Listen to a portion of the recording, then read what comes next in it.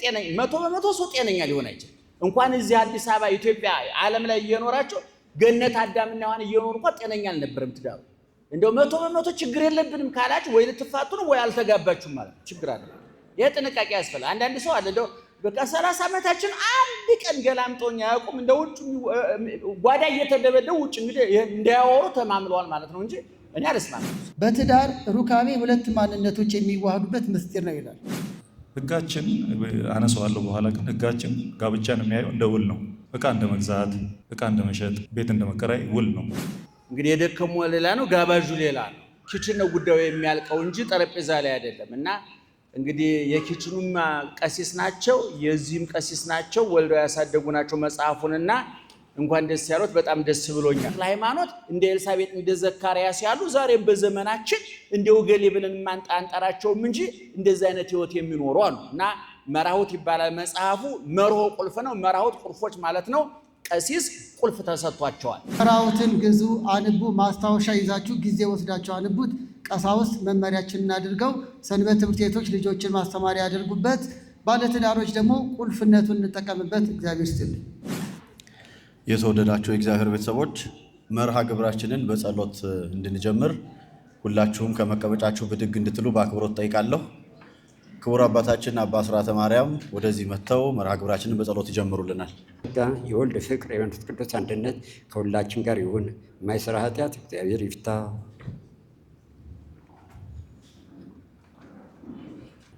ክቡር አባታችን አባ አስራተ ማርያም፣ ክቡር አባታችን ቆሞስ አባ ፍሬ ሃይማኖት መልአከ ታቦር እንተ ኃይለ ኢየሱስ፣ መጋቤ ጥበብ መጋቤ አእላፍ ቀሲስ ፋሲል ታደሰ፣ መምህር ፀሐይ ጽድቅ መብራቱ፣ መምህር ዶክተር ዜና ብርሃኑ፣ ለመሰብሰባችን ምክንያት የሆኑት መጽሐፋቸውን እንድንመርቅላቸው የጠሩን መጋቤ ጥበብ ቀሲስ ይግዛው መኮንን፣ ለሰማይ ለምድር የከበዱ የሚባሉ አይነት እዚህ የተሰበሰባችሁ ማዕረግና ስማችሁን እንዳናበላሽ እዚህ የተገኛችሁ አባቶች፣ ካህናት፣ መምህራነ ቤተክርስቲያን፣ ወንድሞችና እህቶች ጥሪያችንና ክብራችሁ እዚህ ስለመጣችሁ በድጋሚ በእግዚአብሔር ስም እናመሰግናለን። እንኳን ደህና መጣችሁ እንላለን።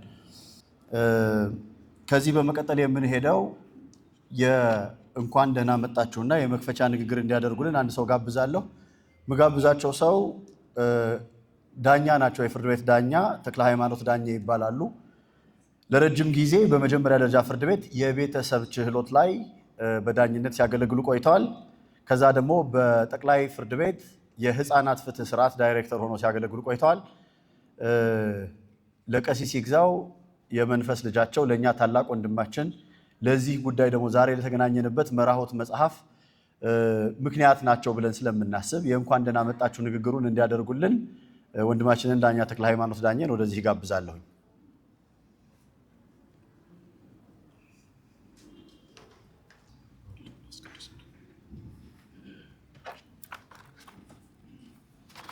እንዴት ዋላችሁ?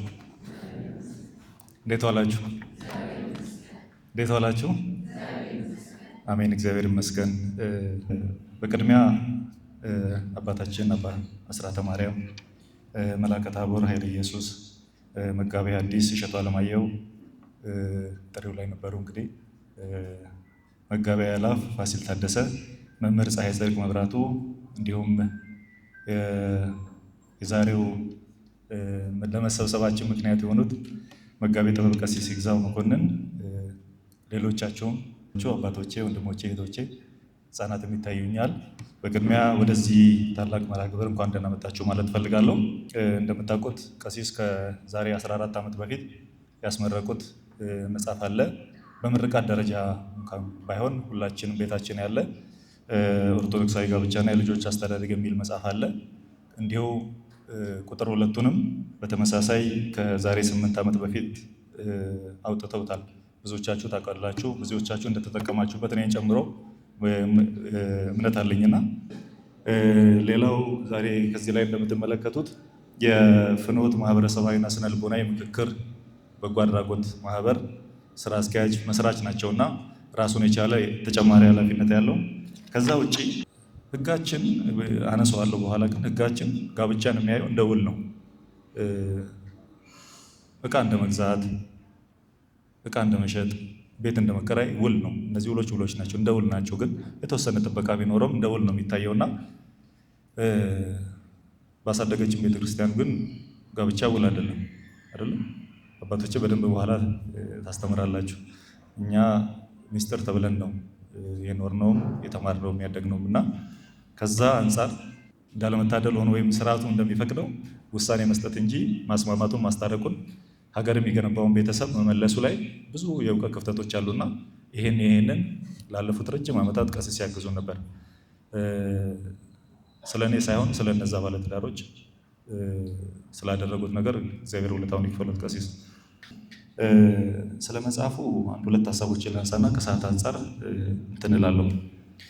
እንዳልኳችሁ ላለፉት 8 ዓመታት ጥናት ላይ ነበሩ።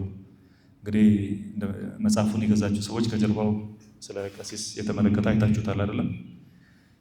ከቤተክርስቲያን ትምህርት በዘለለ በካውንስሊንጉ 2ኛ ዲግሪ ኖራቸው እዛም ያገለግላሉና እንግዲህ በሁለት መልኩ በዓለምም በመንፈሳዊም የተሳሉ አባታችን ናቸውና ካውንስሊንጉ ውስን ነው አይደል? በጊዜ በቦታ የተገደበ ነውና ይሄ መጽሐፍ ሁላችንም እጃችን ላይ ደርሶ አንብበነው ተለውጠን በኋላ አባቶች እንደሚያስተምሩን ብዙ ትሩፋቶች የምናገኝበት ነውና ስለዚህ ሁላችሁም ይህን መጽሐፍ እየገዛችሁ በየቤታችሁ ስለምትወዱት ሰው እየሰጣችሁ ጥቅሙን ትሩፋቱ እንድታገኙ አደራ ለማለት ፈልጋለሁ። በድጋሚ ወደ መርሃ ግብሩ ስለመጣችሁ እግዚአብሔር ይስጥልን። እንኳን ደህና መጣችሁ። በጸሎት ስለተከፈተ መርሃ ግብር ተከፍቷል ብዬ መናገር አልችልም። አመሰግናለሁ። በድጋሚ በጣም አድርገን እናመሰግናለን።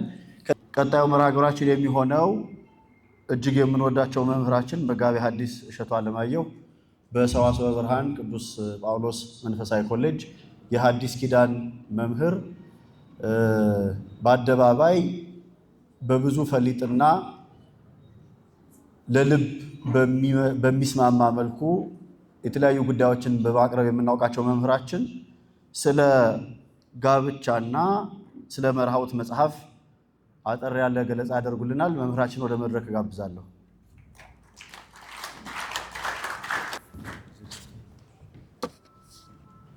እንዴት ዋላችሁ?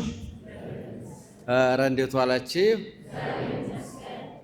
በየምክንያቱ እያገናኘ እንድንነጋገር እንድንወያይ እበያተ እግዚአብሔርን ምስጢራተ እግዚአብሔርን እንድንነጋገር ያለፍንበትን ትናንትና የምንደርስበትን ነገ ያለንበትን ዛሬ አገናኝተን ማዕከላዊ ሐሳብ እንዲኖረን በስጋዊ ኑሯችን እንደ እናት አባት የተንከባከበን እንደ ዓይን ብሌን የጠበቀን ለሰማይ ሕይወታችን በሞቱና በስቅለቱ ዘላለማዊ ዋስትናና ማረጋገጫ የሰጠን አባታችንም አምላካችንም እግዚአብሔር ስለ ሁሉም ነገር ክብርና ምስጋና ይግባው። ክብርና ምስጋና ይግባው። ቀሲስ እንኳን አደረሰዎት፣ እንኳን ደስ ያለዎት። ምክንያቱም ይሄ መጽሐፍ ተሞሽሮ ቅርጽ ወጥቶለት ተደጉሶ ተጠርዞ በማተሚያ ቤት አልፎ እዚህ ደረጃ ሲደርስ ነው እኛ የምናገኘው። ከዛ በፊት የሚያሳልፋቸው ፈተናዎች አሉ። አንዳንድ ጊዜ ታውቃላችሁ፣ በትልቅ ሰው ቤት በዚህ ሀብታሞች በሚባሉ ሰዎች ቤት ኪችን ውስጥ ሽንኩርቱን አቁላልታ ጢሱ ጢሶባት ተንገብግባ 8 ሰዓት 9 ሰዓት መከራዋን አይታ ያቺ ጭስ እየሸተተች ሰራተኛዋ ትሰራለች። ሳሎን ላይ ግን በታጠበ ሳህን በተዘጋጀ ሳሎን ደግሞ ወይዘሮ እመቤት ደግሞ ብሉ ሊጠጡልኝ ይላሉ።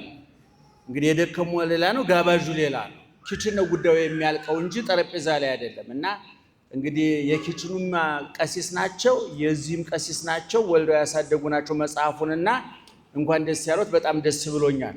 መምህር ፀሐይ የሥነ ጽሑፍ ሰው ይመስሉኛል። እንግዲህ መጻሕፍት ዓይን አላቸው፣ ጆሮ አላቸው፣ ውበት አላቸው። ዓይን መጽሐፍ ዓይን አለው፣ ጆሮ አለው፣ አፍንጫ አለው፣ ውበት አለው፣ ፊት አለው፣ ጥቁር ፊት አለው፣ ቀይ ፊት አለው፣ ኮስታራ ፊት አለው፣ ፈገግ የሚል ፊት አለው። አንዳንድ መጻሕፍት ፈገግተኛ መጻሕፍት አሉ፣ አንዳንድ ኮስታሮች መጻሕፍት አሉ። ፊታቸው የማይፈታ የሚባሉ ሰዎች አሉ አይደለም? ፊታቸው የማይፈታ መጻሕፍት አሉ። በመጽሐፍ ቅዱስ አሁን ፊታቸው የማይፈታ የሚባሉ መጻሕፍት እንደነ ዮሐንስ ራእይ እንደ ትንቢተ ዳንኤል ከምዕራፍ 7 ጀምሮ ፊታቸው አልተፈታም። በግድ ተጋፍተን እንዴት ዋላችሁ እያልናቸው ነው እንጂ ፊታችሁ አይፈጠም። ይሄን ካህናቱ መምህራኑ ታውቁታላችሁ። የዮሐንስ ራእይ ጥቅጥቅ ያለ መጽሐፍ ነው። ጨፍጋጋ፣ ኮስታራ፣ ቆፍጣና አትድረሱብኝ የሚል ነው። እንደገና ደግሞ ቀለል ያሉ ደግሞ እንደ ያዕቆብ መልእክት፣ እንደ መጽሐፈ ምሳሌ፣ እንደ መጽሐፈ መክብብ፣ እንደ ዮሐንስ መልእክት አንደኛው፣ ሁለተኛው፣ ሶስተኛው ፈገግ ያሉ ፍቅርን የሚሰብኩ ማንም ቢያነባቸው ማንንም ሰው ሰላም የሚል ሰው አለ በየመንገድ ላይ ፊቱ ፍትት ያለ ገና ከፊቱ እንደው ከፍትፍቱ ፊቱ ይባላል እኛ ሀገር አይደለም። እና እንደዚህ አይነት መጻሕፍት አሉ ጠባይ ያላቸው እና ውበታቸው እና መጽሐፍ ውበቱ እኔ አሁን በድርሰት ውስጥ የውበት አድናቂ ነኝ። በቤተ ክርስቲያን ያሉ ሊቃውንትን በሶስት ይከፈላሉ። በተለይ በስነ ጽሁፍ ወይ በቅኔው ውበት የሚያሳምሩ የንባብ መምህራን አሉ፣ የሚራቀቁ የምስጢር መምህራን አሉ፣ የሚፈላሰፉ የአገባብ መምህራን አሉ። በድርሰቱም ውስጥ እንዲሁ ነው። ለምሳሌ እንደ አዲስ እንደ በዓሉ ግርማ አይነት ደራሲዎች የውበት ተጨናቂዎች ናቸው ይባላል፣ ውበቱን ለማሳመር። እንደና አቤ ጉበኛ አይነቶች ደግሞ ለምስጢር የሚጠነቀቁ ምስጢር ስላቸው የመጽሐፍ ቅዱስ እያልኳቸው አይደለም። እና የተለያዩ ደራሲያን ናቸው ያሉት። እና በቤተ ክርስቲያን አንድ ደህና ዋላችሁ እየሰማችሁ ነው? ግን ደህና ዋላችሁ። ለነገሩ ዛሬ ከማብራራት መግዛት ነበር የበለጠ ዋጋ ያለው። እኛ እያወራ እናንተ እንድትገዙ ያህል ኪስና እጅና ኪሳችሁን ለማገናኘት ነው አይደለም? ቀሲስ በሁለቱም ድልድይ ለመዘርጋት ነው። እና ቅድም እንዳልኩት በቤተ ክርስቲያን አንድ መጽሐፍ ሲነበብ የጸሐፊው ማን ነው ይባላል። ይሄ ብዙ ለዓለማውያን መጻሕፍት አይሰራም። ደጋግሜ ተናግሬዋለሁ። ምክንያቱም ደራሲያን የሚመኙትን እንጂ የሚኖሩትን አይጽፉም ይባላል። እንግዲህ እኔ የሥነ ጽሑፍ ሰዎች ያውቁታል። ይሄን ልብ የሚሰቅል መጽሐፍ፣ የፍቅር መጽሐፍ የጻፈው ሰውዬ በጣም እንዴት ፍቅር ገብቶት ይሆን ብላችሁ ስትፈላሰፉ ቤት ገብቶ ሚስቱን የሚደባደብ ሊሆን ይችላል። ዓለማውያኑ ከመጽሐፋቸው ጋር አይገናኙ፣ የተፋቱ ናቸው። በቤተ ክርስቲያን ግን አባቶቻችን ሁልጊዜ እንደምለው ያመኑትን ይማሩታል፣ የተማሩትን ይኖሩታል፣ የኖሩትን ይጽፉታል። ቀለሙ የእስክሪብቶና የብዕር ውጤት ብቻ ሳይሆን የአእምሮ ጭማቂ የህሊና ፍልቃቄ ነው። ከብዕራቸው የሚፈስ ብቻ ከአንደበታቸውም ጭምር ከህይወታቸውም ጭምር የሚቀዳ ነው። ገድለ ተክለ ሃይማኖትን ስናነብ ወረቀት እያነበብን አይደለም። ተክለ ሃይማኖት የኖሩትን ነው የጻፉልን። ገድለ አርሴማ የተኖረ ነው። ገድለ ጊዮርጊስ የተኖረ ነው። የጳውሎስ መልእክት፣ የቆሮንቶስ መልእክት የተኖረ ነው። ግምት አይደለም፣ ልብ ወለድ አይደለም። እንደው ሰዎች እንደዚህ ሆኖ ቢኖሩ ደስ ይለኝ ነበር፣ እመኛለሁ። ቲያትር፣ ፊልም፣ ልብ ወለድ እንደ ሾርት ስቶሪ የሚሆን ኖቨል፣ ረጅም ልብ ወለድ የሚሆን የሚጻፉ ጽሁፎች ምኞት ናቸው። አሁን ፍቅር እስከ መቃብር የሐዲስ ዓለማየሁ ምኞታቸውን ነው የገለጡት። የነ ፊታውራሪ መሸሻ አምባገነንነት፣ የነ ሰብለ ወንጌል የስርዓቱ ሰለባ መሆን፣ የነ በዛብህ በፍቅር ምክንያት መንከራተት፣ አዲስ አበባ ደርሶ ጎጃም ተወልዶ አዲስ አበባን ተሳልሞ ጎሐጽዮን መቀበር አዲስ ዓለማየሁ ጭንቅላት ውስጥ ተቀብሮ የቀረ ጉዳይ ነው። የጳውሎስ መልእክት ግን ምኞት አይደለም፣ ልብ ወለድም አይደለም። ፈታችን የዳሰስነውን የተረጋገጠ እውነት ነው የምንጽፍላችሁ ብሎናል። እና ቀሲስ ኑሯቸውን ነው የጻፉ፣ የሚሰሩትን ነው የጻፉልን። እና እንግዲህ በቤተ ክርስቲያን እኔ ትዳር ወሳኝ ነገር ነው። እግዚአብሔር የትዳር መስራቹ እግዚአብሔር ነው። አዳምን ወንድ ሔዋንን ሴት አድርጎ ውስጣዊ ስሜታቸው እንዲፈላለግ ብቻ ሳይሆን ውጫዊ አካላቸው ለውስጣዊ ስሜታት ነጸብራቅ እንዲሆን በሁለቱ ተራክቦ ሰው እንዲፈጠር ሰው እንዲገኝ ባልና ሚስት አልጋ ላይ ደስታ ያደርጋሉ። ይሄ እርካታ ነው፣ ደስታ ነው። የወደደ የፈቀደ እግዚአብሔር ነው። በሁለት አካላት ግንኙነት እርካታ እንዲፈጠር ደስታ እንዲፈጠር ያደረገ ማን ነው?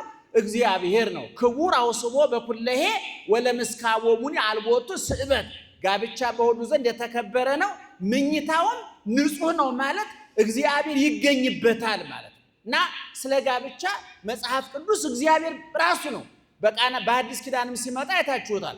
ከጾም ከገዳመ ቆሮንቶስ እንደወጣ በሶስተኛው ቀን ሰርግ ቤት ነው ሄደው። ሰርግ ቤት ሄደው ፊቱን ለማስመታት አይደለም፣ ቤተሰባዊ ግዴታውን ለመወጣትም አይደለም። አንደኛ የጋብቻን ክቡርነት ለመግለጥ፣ ሁለተኛ ሰዎቹን በዛ አማካኝነት ውሃ የሆነ ህይወታዊ ወደ ወይን እንደሚቀየር ተስፋ ለመስጠት፣ ሶስተኛ የእናቱን ክብር ለመግለጥ ነው። እና በብሉይ ኪዳንም ሆነ በአዲስ ኪዳን የጋብቻ ባለቤት አስተዳዳሪ የበላይ ጠባቂው እግዚአብሔር ነው። በሐዲስ ኪዳንም የጋብቻ በብሉይ ኪዳን የእስራኤላውያንና የእግዚአብሔር ግንኙነት በጋብቻ ተመስሏል። በሐዲስ ኪዳን ደግሞ እንደነ ቅዱስ ጳውሎስ እንደነ ዮሐንስ መጥምቅ ትምህርት ክርስቶስና ቤተክርስቲያን በሙሽሪትና በሙሽራው ተመስለዋል። እንደገና ደግሞ በሊቃውንቱ በነ ቄርሎስ ዘመን ደግሞ የመለኮትና የሥጋ ተዋህዶ በባልና ሚስት ተዋህዶ ተመስሏል። እና ይሄን የተከበረ ጋብቻ እንዳይረክስ ጉድፎቹ ምንድናቸው? እንቅፋቶቹ ምንድናቸው? ከየት ተነሳ? በየት ያልፋል? መጨረሻ መዳረሻውስ ምንድነው? እኔ እንግዲህ ሁልጊዜ እንደምለው ባልና ሚስት ማለት እኮ ሁለቱም ይሞታሉ መጨረሻ ላይ። ምን ማለት ነው? እኔም ወደ መቃብር እየሄድኩ ነው፣ አንተም ወደ መቃብር እየሄድክ ነው። ለምን አብረን አንኖር ብቻችን ከምንኖር ብለው እንጂ ቋሚ ህይወት አይደለም እዚህ እየተኖረ ያለ። በቃ አንድ ሰው ለምሳሌ አሁን ከዚህ መርካቶ መሄድ ቢፈልግ የሆነ ሰው መርካቶ ሄዳለሁ ቢለኝ ለምን አብረን አንሄድም እለዋለሁ። እስከ መርካቶ ድረስ ባልና ሚስት እስከ መቃብር ድረስ አብረን እንጓዝ እየተባባሉ ነው ማለት ነው። እና ይሄ ጥንቃቄ ያስፈልጋል። በቤተ ክርስቲያን በፍትሐ ነገሥቱም በብሉይ ኪዳንም በሐዲስ ኪዳን በጉባኤያት ሁሉ መሰረታዊ ትምህርት የሚሰጥበት ነው። ጋብቻ እኔ ሶስት ምልክቶች እኔ መንገድ ላይ ታውቃላችሁ፣ መኪና የምትነዱ ሰዎች ታውቁታላችሁ። ስንት አይነት መብራቶች አሉ መንገድ ላይ? አረ ንገሩኝ። አረንጓዴ ምን ማለት ነው? አቤት አረንጓዴ ሂድ ነው አይደለም? ቢጫ እየወላወለ ማለት ነው። ቀይ ባለበት ቁቤቱ ደስ ይላል። መኪና የምትይዙት ሰዎች የቱ ደስ ይላል? አረንጓዴው ደስ ይላል አይደለም? እኔ ስለ ትዳር ብዙ ጊዜ ስለማስተምር ነግራቸዋል። ትዳር ውስጥ እነዚህ አራት ነገሮች ሶስት አረንጓዴ የሚባለው ትዳር 80 እና 75 ከመቶ ጤነኛ 100% ጤነኛ ከሆነ አረንጓዴን ቢጫም ሊበቅ ውሉ የጠፋ ማለት ነው። ይሄ ጤነኛ 100% ሰው ጤነኛ ሊሆን አይችልም። እንኳን እዚህ አዲስ አበባ ኢትዮጵያ ዓለም ላይ እየኖራቸው ገነት አዳምና ሔዋን እየኖሩ እንኳን ጤነኛ አልነበረም ትዳሩ። እንደው 100% ችግር የለብንም ካላችሁ ወይ ልትፋቱ ነው ወይ አልተጋባችሁም ማለት ነው። ችግር አለ። ይሄ ጥንቃቄ ያስፈልጋል። አንዳንድ ሰው አለ እንደው በቃ 30 ዓመታችን አንድ ቀን ገላምጦኛ ያውቁም እንደ ውጭ ጓዳ እየተደበደቡ ውጭ እንግዲህ እንዳያወሩ ተማምለዋል ማለት ነው እንጂ እኔ አልስማማም። አረንጓዴ ትዳር አለ ከ75 እስከ 80 ከመቶ ሰላማዊ የሆነ ማለት ነው። ቢጫ የሚባለው ደግሞ በ50 ላይ ያለ ወደ ቀይም ወደ ጥቁር ቢመከር የሚስተካከል ማለት ነው። ቀይ ማለት ደግሞ በግድ መፋታት ያለባቸው እኛ እንናገርም ተፋቱ ብለን ግን ያስታውቃል። እኔ አሁን እኔ ጋር ለምክር ሲመጡ ለሁለቱ ላይ ነው ጊዜን የማቃጥለው፣ ለቀዩ አላቃጥልም። እንደዋወል ነው የምላችሁ። አቅጣጫውን ሳይው እንደማይታረቁ ያስታው። እኔ እንደውም አንዳንዶቹ ማርያምን ነው የምላችሁ ወደፊት አብረው እንዲኖሩ ከመምከር ይልቅ እስከ ዛሬ እንዴት አብረው እንዲኖሩ የሚገርሙ ሰዎች ይመጣሉ። ጫፍና ጫፍ እንዴት ተጋቡ እነሱ። አንዷ ከቀይ ባር አንዱ ከሙት ባር የተቀዱ እንደው ምንም የማይገናኙ ሰዎች አሉ። ጥቂት ሰዎች ናቸው። እና እነ ቀሲስ ግን ቢጫውን ወደ አረንጓዴ ማምጣት ነው አላማቸው። አረንጓዴው በዛው እንዲቀጥል እድገት እንዲኖረው እግዚአብሔር እንዲከብርበት መንግስተ ሰማያት እንዲገቡ። መቼም ጋብቻም ሆነ ማንኛውም ነገር በምድር ላይ ስንቅ ነው፣ መጓጓዣ ነው። ፈላስፋው እንዳለው ሰዎች ስንቅ የሚያዘጋጁት መንገድ ለመሄድ ነው እንጂ ስንቅ ለመብላት ብለው መንገድ አያዘጋጁም ይባላል። የስንቅ ዓላማው ሰዎችን የሚፈልጉት ቦታ ማድረስ ነው። አይ ስንቅ መብላት አብሮኛል፣ ስንቅ መብላት አምሮኛል ብሎ ሰው መንገድ አይመኝም። መንገድ ሲመኝ ስንቅ ይመኛል ይባላል። እና ይህን ማወቅ አለባችሁ። እና እነ ቀሲስ ይህን ማስተማር ነው። እንግዲህ በቤተ ክርስቲያናችን ያሉት መንገዶች ሁለት ናቸው፣ ቅስናና ምንኩስና ነው። በዚህ ዘመን ሁለቱም አደጋ ላይ ወድቀዋል። ቅስናውም ምንኩስናውም አደጋ ላይ ወድቀዋል። ሁለቱም በሶስት ነገር መጠናከር አለባቸው። አንደኛ አማኝ ካህናት መነኮሳት ያስፈልጋሉ። ሁለተኛ አዋቂዎች እውቀት የጠለቃቸው መሆን አለባቸው። ሶስተኛ በምግባር የታወቁ መሆን አለባቸው። ሃይማኖት እውቀትና ምግባር ሲጋቡ ጥሩ ካህንና መነኩሴ ይወልዳሉ ማለት ነው። ዛሬ እንደምታውቁት በምንኩስናውም ችግር አለ።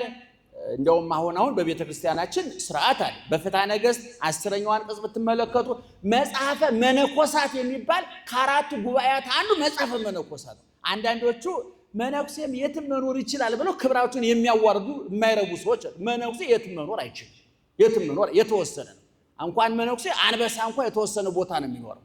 ባለትዳር እንኳን የትም መኖር አይችልም፣ የሚያዋጣው ቦታ ነው የሚኖረው። እና ቤተ ክርስቲያኒቱ እስካሁን ድረስ ተከብራ የኖረችው ጥሩ መነኩሴ ጥሩ ካህን በመኖሩ ነው። አባቶቻችን ነገ የሚታያቸው ሰውነታቸውን የተቆጣጠሩ ሐሞታቸውን የተቆጣጠሩ ነፍሳቸውን ለስጋቸው ያንበረከኩ ነፍሳቸውን ለክርስቶስ ያስማረኩ የወዳኛው ዓለም የሚታያቸው እንደው ደስታ ሁሉ አልጋ ላይ የማያልቅባቸው ምግብ ላይ የማያልቅባቸው ስልጣን ላይ የማያልቅባቸው በላን ጠጣን ጥያቄ አልቋል፣ ለበስ ጥያቄ አልቋል፣ ቤት ከሰራን መኪና ከገዛን ገንዘብ ካከማቸን ጥያቄያችን አልቋል የማይሉ ይሄ ስንቅ መሆኑ የገባቸው እንደ አብርሃም እንደ ሳራ እንደ ኢያቄም እንደ ሐና እንደ እግዚአብሔር እንደ ተክለ ሃይማኖት እንደ ኤልሳቤጥ እንደ ዘካርያስ ያሉ ዛሬም በዘመናችን እንደው ገሌ ብለን አንጠራቸውም እንጂ እንደዚህ አይነት ህይወት የሚኖሩ አሉ። እና መራሁት ይባላል መጽሐፉ።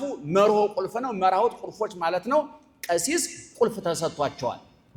የመንግስተ ሰማያትን ቁልፍ ሰጥቻለሁ ብሎ በጴጥሮስ በኩል ለቀሲስ ለኔ ያንን ቁልፍ ሰጥቷል። መቼም አንድ ሀብታም የመጋዘኑን ቁልፍ የሚሰጠው ለሚያምነው ሰው ነው። እግዚአብሔር ክህነቱን ቁልፍ ነውና ለሚያምናቸው ሰዎች ሰጥቷል። በዚህ ቁልፍ መባለግ፣ በዚህ ስልጣን መባለግ ያስቀጣል፣ ያስከስሳል። በሰማይ ሞት ያመጣል፣ በምድር ውርደት ያመጣል። እና ቀሲስ እንኳን ደስ ያለው። መምህራችንን መጋቤ ሐዲስ እሸቱን እግዚአብሔር አምላክ ይስጥልን፣ በእድሜ በጤና ይጠብቅልን፣ ረጅም የአገልግሎት ዘመን ከጤንነት ጋር ይስጥልን። አንድ ጊዜ በደንብ አድርጋችሁ አመስግኑልን። ተባባሪ ፕሮፌሰር መምህርና ተመራማሪ ናቸው። የቤተክርስቲያን ልጅ ናቸው። መምህራችን ይህንን መጽሐፍ ከዝግጅቱ ጀምሮ ከመጋቤ ጥበብ ይግዛው ጋር በመተባበር ሙያው የሆነውን አርትዖት ሰርተውልናል። እንደው አንድ ጊዜ ሁላችሁም መምህር ዶክተር ዜና ብርሃኑን እንድታመሰግኑልኝ በእግዚአብሔር ስም ጠይቃለሁ። ቀጥሎ ከምጠራው ሰው ጋር ወገናቸው አንድ ነው ብዬ ስላሰብኩ ነው አሁን እዚህ ላይ ያደረኩበት ምክንያት። ቀጥሎ የምጠራቸው ሰው መምህር ፀሐይ ጽድቅ መብራቱ እንዲሁ ደግሞ ከስነ ጽሁፍና ከቋንቋ አንጻር የዚህን የመራሁትን መጽሐፍ አርትዖት የሰሩ ባለሙያ ናቸው። በሙያቸው አርታይና ተርጓሚ ናቸው። በስነ ልሳንና ስነ ጽሁፍ የመጀመሪያ ዲግሪ፣ በህዝብ ግንኙነትና ተቋማዊ ስነ ተግባቦት ሁለተኛ ዲግሪ ያላቸው መምህራችን መምህር ፀሐይ ጽድቅ መብራቱን ወደዚህ መድረክ በአክብሮት ጋብዛለሁ። አጠር ያለ ስለ መጽሐፉ ዳሰሳ እንዲሰጡልን በክብር ሸኙልኝ።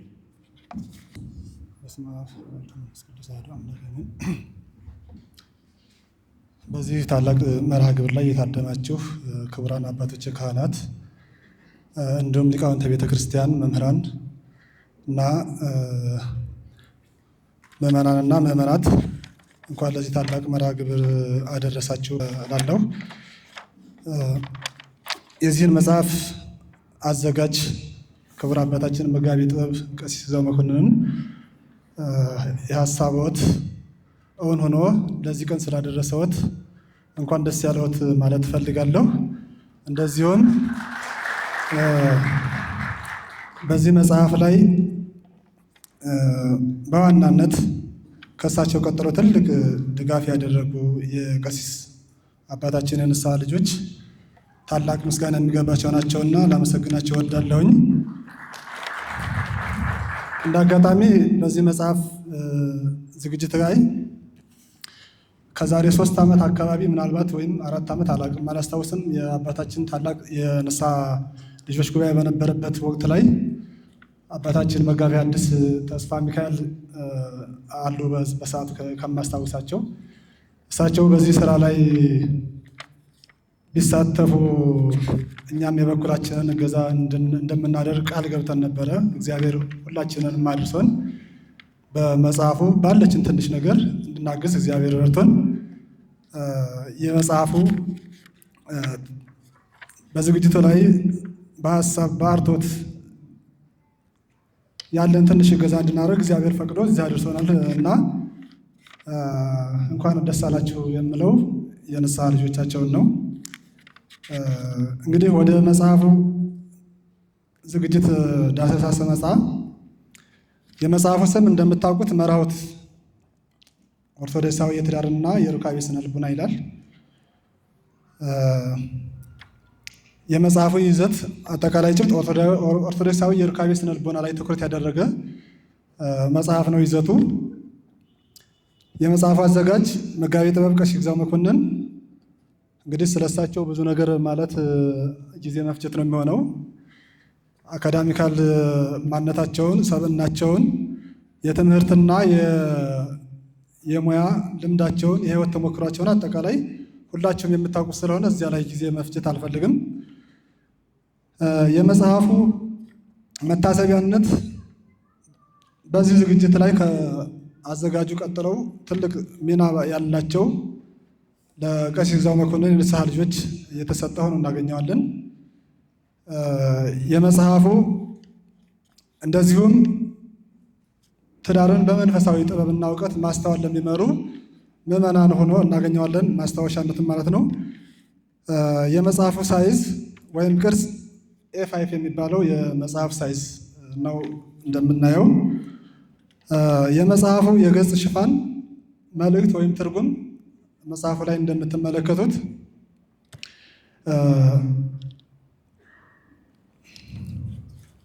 እዚህም ላይ ታውታላችሁ ብዬ አስባለሁ። በዛኛው በመጽሐፉ ጠርዝ በኩል የተንጠለጠለ ቁልፍ እናያለን። በዚህኛው በኩል ደግሞ ሌላ ቁልፍ እናያለን። እነዚህ የመጽሐፉ የተዘጉ የትዳር ህይወቶችን የሚከፍቱ ሁለት ቁልፎች እናያለን። አንደኛው ቁልፍ እዛ ጋር ያለው ነው። ሁለተኛው ቁልፍ እዚህ ጋር ያለ ነው። አንደኛው ቁልፍ ትምህርታዊ ወይም ሲምቦሊካል ኪ ነው። እዚህ ጋር ያለው ደግሞ ፊደላዊ ነው። ለምሳሌ ሶስተኛዋን ፊደል ተመልክቷት ቁልፍ እናያለን። ሶስተኛዋ ፊደል ላይ እነዚህ እዚያ ያለው መክፈቻ እና እዚህ ያለው መክፈቻ ተደምረው መራሁት የሚለውን ስያሜ ከዚህ ይዞ እንደያዘ እንረዳለን ማለት ነው። ያው መነሻው አርኀወ ከፈተ የሚለው የግዕዝ ቃል መራሁት ማለት መክፈቻ ማለት ነው። ተውቦ መራሁት ለአቡነ ጴጥሮስ እንደሚለው በሥርዓተ ቅዳሴያችን ላይ እንደዚሁም ወለከ ወበከ መራሁተ ዘመንግሥተ ሰማያት የሚለውን ያንን መነሻ ያደረገ ቁልፍ ማለት ነው። የሚከፍተው የተዘጉ በሮችን በስነ ልቡናዊና በመንፈሳዊ ህይወታችን የተዘጉ ቁልፍ የህይወት በሮቻችንን የምንከፍትበት ነው ማለት ነው። እንግዲህ እዚህኛው ላይ እንደምታዩት የመስቀል ቅርጽ እንመለከታለን። መስቀል እዚህኛው ፊደሉ ላይ መስቀል እንመለከታለን። ግን ጸሐፊዎች፣ ደራሲዎች እንደ ማንኛውም ሰው አይደለም። ጥልቅ እይታ፣ አርቆ ሀሳቢነት፣ ጠለቅ ያለ ነገር የማየትና የመመራመር ምልከታ አላቸው። መስቀል እናያለን። በትዳር ህይወት ውስጥ ደስታ ብቻ እንደሌለ መስቀልም እንዳለ በህይወታችን መስቀልህን ተሸክመን እንከተላለን የሚል ትርጉም ያለው ሆኖ እንመለከተዋለን ማለት ነው። ስለዚህ ስሙ የመጽሐፉን ዓላማ የመጽሐፉን ስያሜ ብቻ ሳይሆን የመጽሐፉንም መልእክትና ዓላማ የዓላማውን መልእክት የያዘ ሆኖ እናገኘዋለን ማለት ነው። መራሁት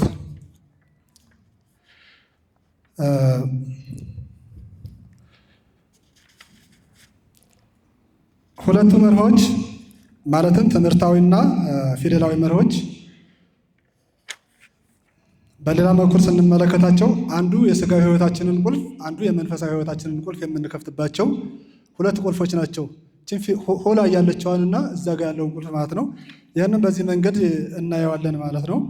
እንግዲህ የሀሳቡንም ሆነ የሌአውት ዲዛይነሮችን ልናመሰግናቸው ይገባል። በዚህ አጋጣሚ እንደዚህ አመስጥረውና አራቀው ስያሜው ላይ ማውጣታቸውን እናመሰግናቸው ይገባል። የመጽሐፉ ምክንያተ ጽሕፈት ከክቡር አባታችን ላይ በተደጋጋሚም በአካልም በቅርበትም ስለምንገናኝ እንደተረዳሁት በኦርቶዶክሳዊ የትዳር ህይወት ውስጥ ያሉ መንፈሳዊና ማህበራዊ ህይወት ስብራቶችን፣ ቀውሶችንና ይህን ተከትሎ የሚመጣውን የባለትዳሮችን የስነ ልቡና ጉዳት፣ ስብራት መጠገን ላይ ትኩረት የሚያደርግ ነው። ያ ነው መነሻቸውና ይህንን መነሻ ምክንያት አድርገው ነው ወደዚህ መጽሐፍ ወደ መራሁት መጽሐፍ ጽሕፈት የመጡት ማለት ነው። የመጽሐፉ አጠቃላይ ዓላማ ጠቅለል ባለ መልኩ ስንመለከተው ኦርቶዶክሳዊ የትዳር ህይወት መሰረቱ እንዳይናወጽ፣ ምሰሶው እንዳይዘም፣ ጣሪያው እንዳይፈርስ፣ እንዳያፈስ የሚል ነው። አጠቃላይ እንግዲህ መጽሐፍት ከአባቶቻችን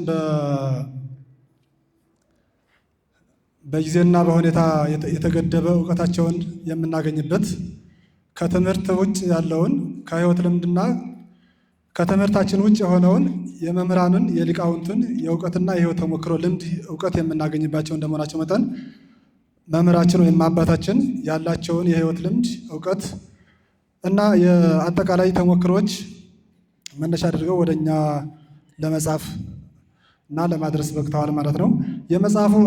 የመጽሐፉ ዘውግ ከየትኞቹ የሥነ ጽሑፍ ዘውጎች ይመደባል የምንለው ስንመለከት መርሐውት ከልብ ወለድ የሥነ ጽሑፍ ዘውጎች የሚመደብ ሆኖ በሁለት የዓለማት ርዕዮት ማለትም የነፍስን መንፈሳዊ ወይም ሰማያዊ ርዕዮት ተስፋና የሥጋን ሳይንሳዊ አረዳድ ርዕዮት መሰረት አድርጎ የተዘጋጀ መጽሐፍ ነው። ወደ ውስጥ ስንገባ አጠቃላይ የምናየው ይህንን ነው ማለት ነው።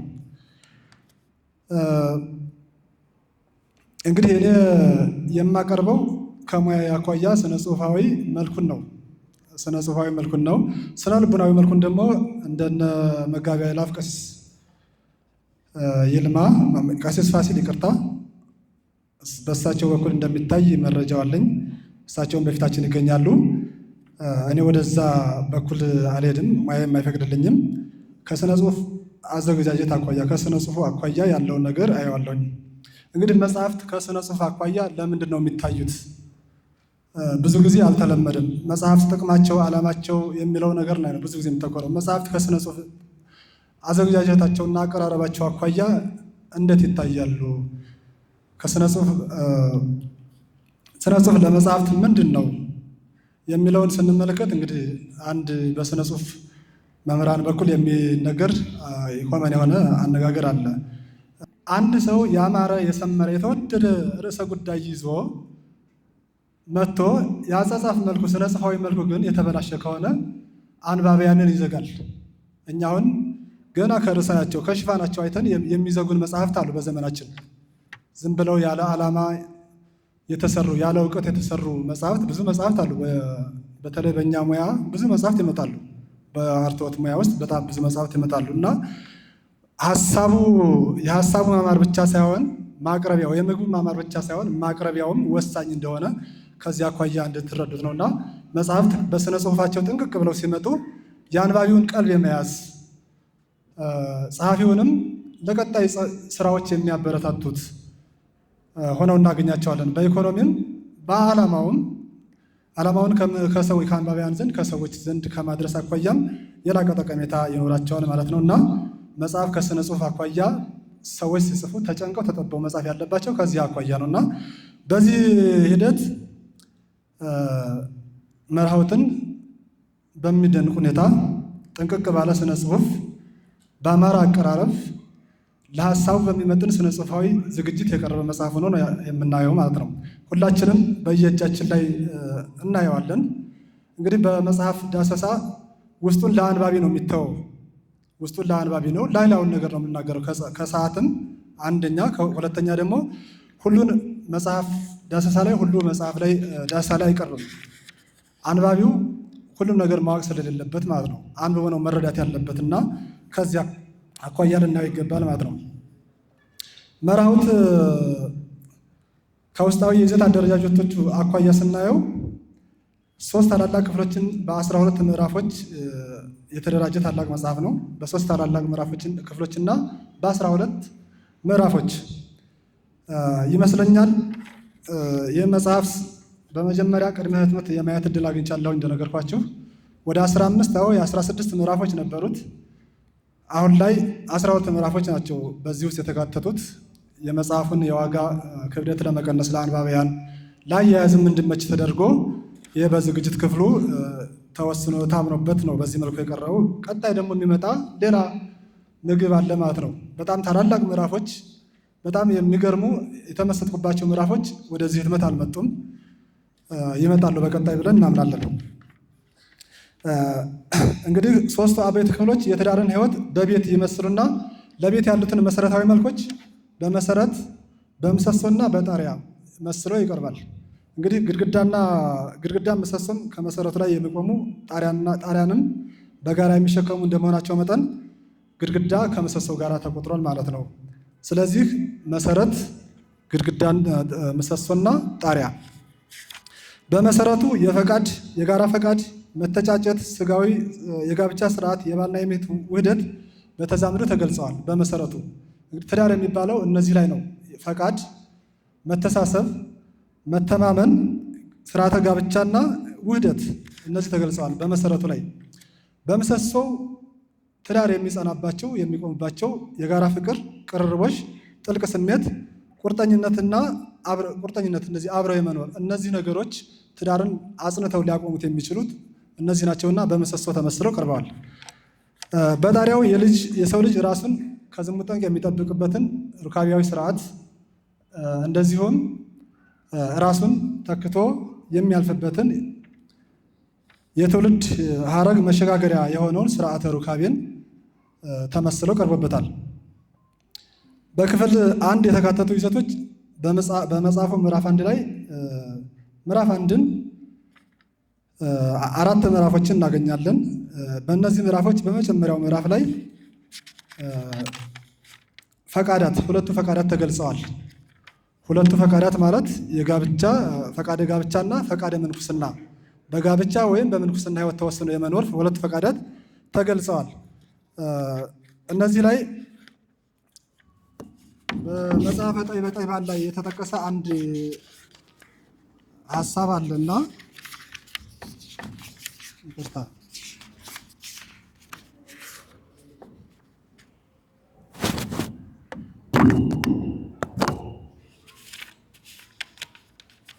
ኦ ዘትቤ ንግበር ሎቱ ለጓለማያው ቢጸ ከመይን በርባይቱ እግዚአብሔር መጋቢ ወሰራይ ዓለም በበስራቱ ስርአኒ ሀበ ፈቀድከ እምጾታ ፈቃዳት ክሌቱ ሳልሳዊስ ግብር እምሰይጣን ውእቱ ይላል። ከመጽሐፈ ጠይባን የተወሰደ ነው። የሰው ልጅ ብቻው ይኖር ዘንድ መልካም አይደለምና በማለት የተናገርክ ዓለምን በየስርዓቱ ፈጥረህ የምትመግበው እግዚአብሔር ከ2ቱ ፈቃዳት ውስጥ አንተ ወደ ወደድከው ፈቃድ ምራኝ፣ 3ኛው ፈቃድ ግን ከሰይጣን ነውና ይላል። በዚህ መሰረት ከ2ቱ ፈቃዳት ውጭ ሌላ መንገድ እንደሌለ የፈጣሪ ፈቃድ ጠይቆ ወደ አንዱ መሰማራት እንደሚገባ መርሆት ይመክረናል ማለት ነው። እዚህ ላይ ጸሐፊው አባታችን ምን እንትን ብለዋል? ከ2ቱ ፈቃዳት በየትኛው ፈቃድ እንደሚሆኑ ፈቃደ እግዚአብሔርን በመጠየቅ በፈቃደ ሥጋ በፈቃደ ጋብቻ ወይስ በፈቃደ ምንኩስና ውስጥ ፈቃደ እግዚአብሔርን እየጠየቁ በንጽህና ራሳቸውን ጠብቀው የሚኖሩ ሰዎችን ይሄን እንደማይመለከት ገልጸዋል። ሳልሳዊ ስም ሰይጣን ውእቱ የሚለውን ነገር ግን ከዚህ ዝግጅትም ውጭ ሆነው ወይ ከምንኩስና ወይ ከጋብቻ ስርዓት ውጭ ሆነው ራሳቸውን በዝሙት የሚኖሩ ሰዎች ሳልሳዊ ስም ሰይጣን ውእቱ የሚለውን ይላል ማለት ነው። እንግዲህ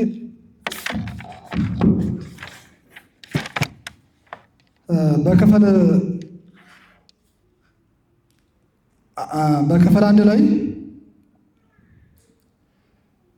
የ2ቱ ፈቃዳትን ያነሳና ፈቃደ ጋብቻ ፈቃደ ምንኩስና ያነሳና በኦርቶዶክሳዊ ክርስቲያኖች አስተምሮ ከእነዚህ ፈቃዳት ውጭ መሆን እንደሌለበት ያስገነዝበናል። የትዳር ትርጓሜ በሊቃውንት አስተምሮ እዚሁ በምዕራፍ 1 ላይ አባታችን በስፋት የትዳርን ኦርቶዶክሳዊ የትዳር ሕይወትን ምንነትና የቅድስና ልዕልናውን ለአንባቢያን በሰፊው ለማስገንዘብ ከዓለም አቀፍ እስከ ሀገር በቀል የቤተ ክርስቲያን ቅዱሳን ሊቃውንት ብያኔን አካተው እናገኛቸዋለን። ለምሳሌ እንደ ቅዱስ ዮሐንስ አፈወርቅ፣ ቅዱስ ያዕቆብ ዘስሩግ፣ ቅዱስ ኤፍሬም ዘሶርያ፣ ቅዱስ ቀሌምንጦስ፣ ቅዱስ ጎርጎርዮስ ዘንስና ዘእንዚናዙ እንዲሁም ከሀገር በቀል ቅዱሳን ሊቃውንት እንደ አባ ጊዮርጊስ ያሉትን ቅዱሳን ስለ ትዳር ታላቅነትና ክቡርነት የተናገሩትን በሚገባ አንስተዋል። እግረ መንገዳቸውም ስለ ድንግልና ሕይወትን በሚገባ እዚሁ ላይ ተጽፎ እናገኘዋለን ማለት ነው።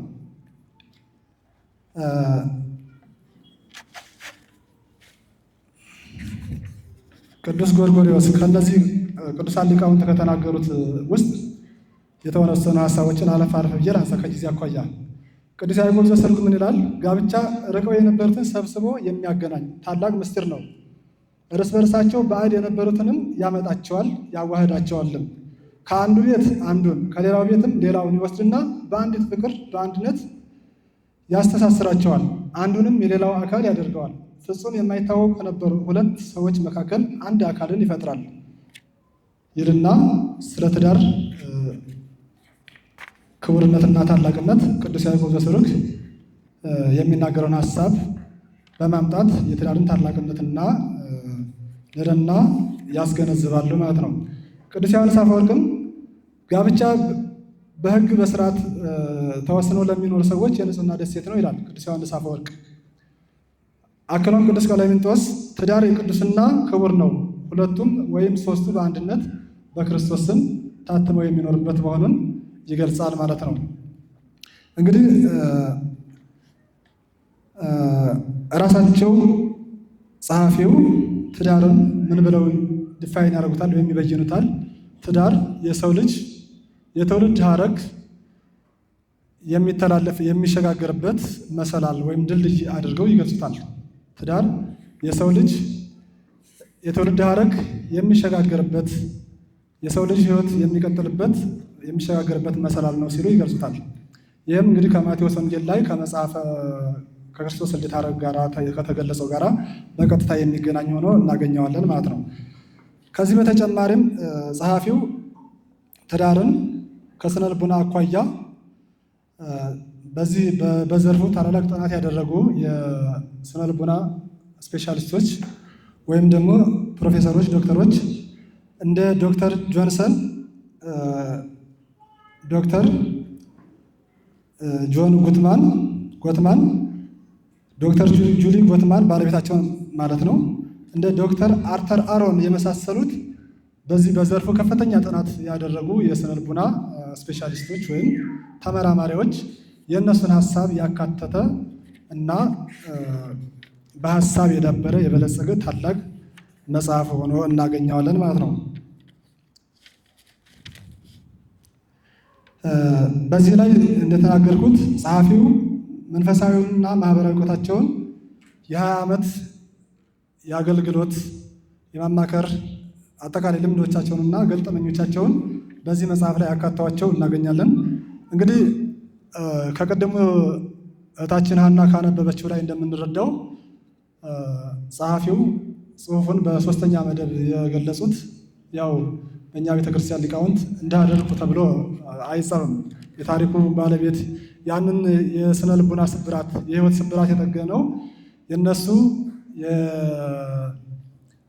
የፍኖት የምክክርና የበጎ አድራጎት ማህበር ላይ በዚያ ተቋም ላይ እርሳቸው በሚመሩት ተቋም ላይ የመጣውን የስነ ልቡና ኬዝ በዛ መንገድ እንደፈቱት እኔ እሱ ብቻ አይደለም የፈቱበት መንገድ ብቻ ሳይሆን ሀሳቡ የተገለጸበትን ስነ ጽሑፋዊ የሀሳብ ፍሰቱን አይታችሁ በትክክል አድምጣችሁት ከሆነ በጣም በሚገርም ሁኔታ እንደሚታወቀው መጽሐፉ የዘውጉ ከልብ ወለድ ነው። ግን የአጻጻፍ መርሁ ከልብ ወለድ አጻጻፍ ልብ ሰቃይነት፣ ልብ አንጠልጣይነት እና ህሊናን የሚገዛ ሆኖ እንመለከተዋለን ማለት ነው።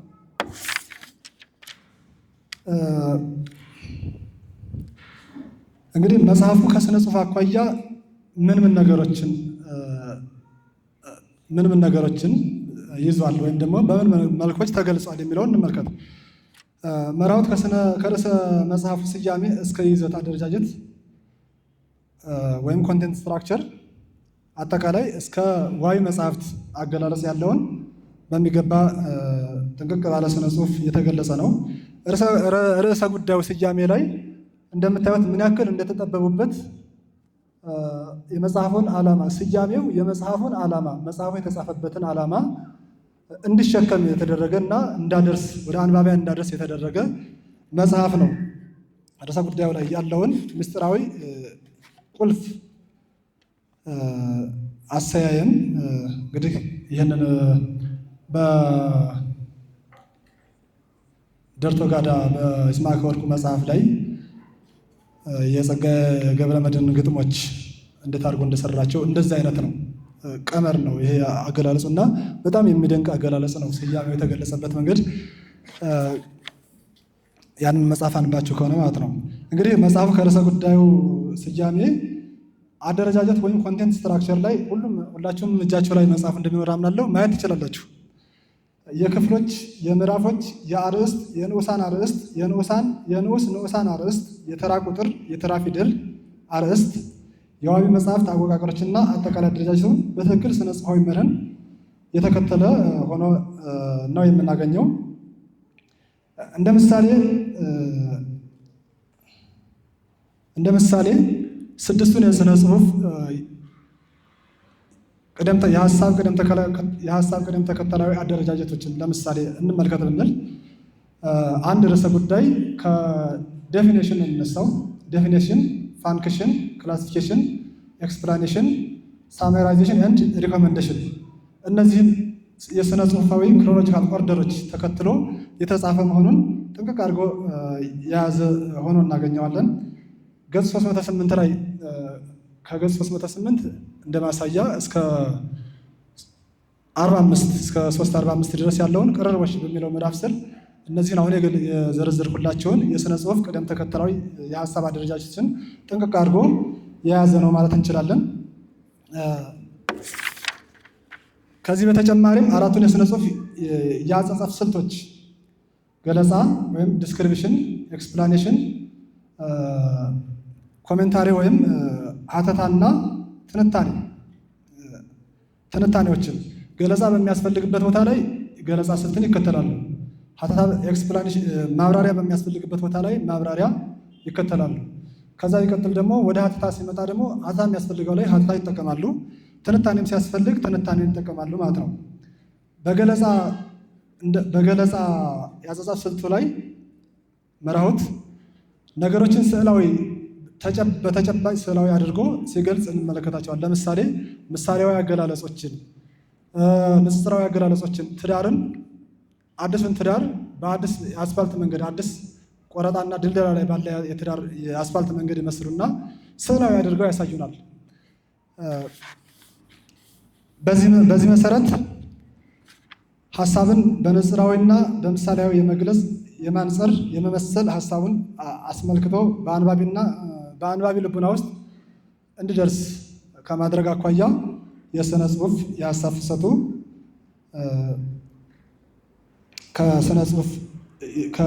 የሥነ ጽሑፍ ይልቅ ከልቦለድ ሥነ ጽሑፍ ይልቅ ልቦለድ ሥነ ጽሑፍ ወደ ልቦለድ ሥነ ጽሑፍ የሚያዘነብል ሆኖ እንመለከተዋለን ማለት ነው። እዚሁ ላይ ተከትለን አሁንም ሥነ ጽሑፋዊ አደረጃጀቱ ላይ 5ቱን የሥነ ጽሑፍ መርሆች ይዞ እንመለከተዋለን መጽሐፉ። እውነት፣ እነዚህም ውበት፣ እውነት፣ ሚዛናዊነት፣ ስርዓታዊነትና ምግባራዊነት። እንግዲህ እያንዳንዳቸውን በዚህ መጽሐፍ ላይ ብትመለከቱ ሥነ ጽሑፋዊ ውበቱን ስታነቡት የሆነ የመማሪያ መጽሐፍ አይመስላችሁም። የልቦለድ መጽሐፍ ነው የሚመስላችሁ። ልቦለድ ስላችሁ ከሥነ ጽሑፉ ዝግጅት፣ ከሀሳብ ፍሰቱ፣ የሀሳብ አንጠልጣይነቱ አንዳንዶቹ ተአምራት የሚመስሉ ታሪኮች አሉ፣ የህይወት ገጠመኞች። እነዛን ሁሉ ያቀረቡባቸውን ሥነ ጽሑፋዊ መልክ ስንመለከት 5ቱን የሥነ ጽሑፍ መርሆች ጥንቅቅ አድርጎ የያዘ ሥነ ጽሑፋዊ አቀራረብ ያለው መጽሐፉን እናገኘዋለን ማለት ነው። ሚዛናዊነት ወደ ወንዶች ወይም ወደ ሴቶች፣ ወደ ወጣቶች ወይም ወደ አዛውንቶች የሚያደላ ምንም አይነት የሚዛናዊነት ጉድለት የለበትም። ምግባራዊነቱም እንደዚሁ በተለይ ይህንን የመጨረሻውን እዚህ ጋር ያለውን የሩካቤ ስነ ልቡናን አገላለጽን ሌሎች ጸሐፍት ከሚገልጹበት አኳያ በቤተ ክርስቲያኒቱ ቋንቋ ጥንቅቅ ባለ ስርዓታዊ የሆነ መንገድ፣ ምግባራዊ በሆነ መንገድ የገለጹበት መንገድ በጣም የሚደንቅ ነውና መርሐውት በዚህ መንገድ የቀረበ ነው። እንግዲህ እዚህ ላይ አንድ በጣም ግጭት ወደ ገጽ 202 አካባቢ መሰለኝ ግጭት ለተሻለ መግባባት ይልና ግጭትን እንደ መግባባት ወደ ተሻለ መግባባት የሚያመራ አድርገው ይገልጹታል። ታስታውሱ ከሆነ በፍቅር እስከ መቃብር የበዛብህ እናትና አባት ጋሽ ቦጋለና ወይዘሮ ውድነሽ በተጣሉ ቁጥር ከጥላቸው በኋላ የነበረው ፍቅራቸው ቀድሞ ከነበረው ይልቅ ፍቅር ግጭት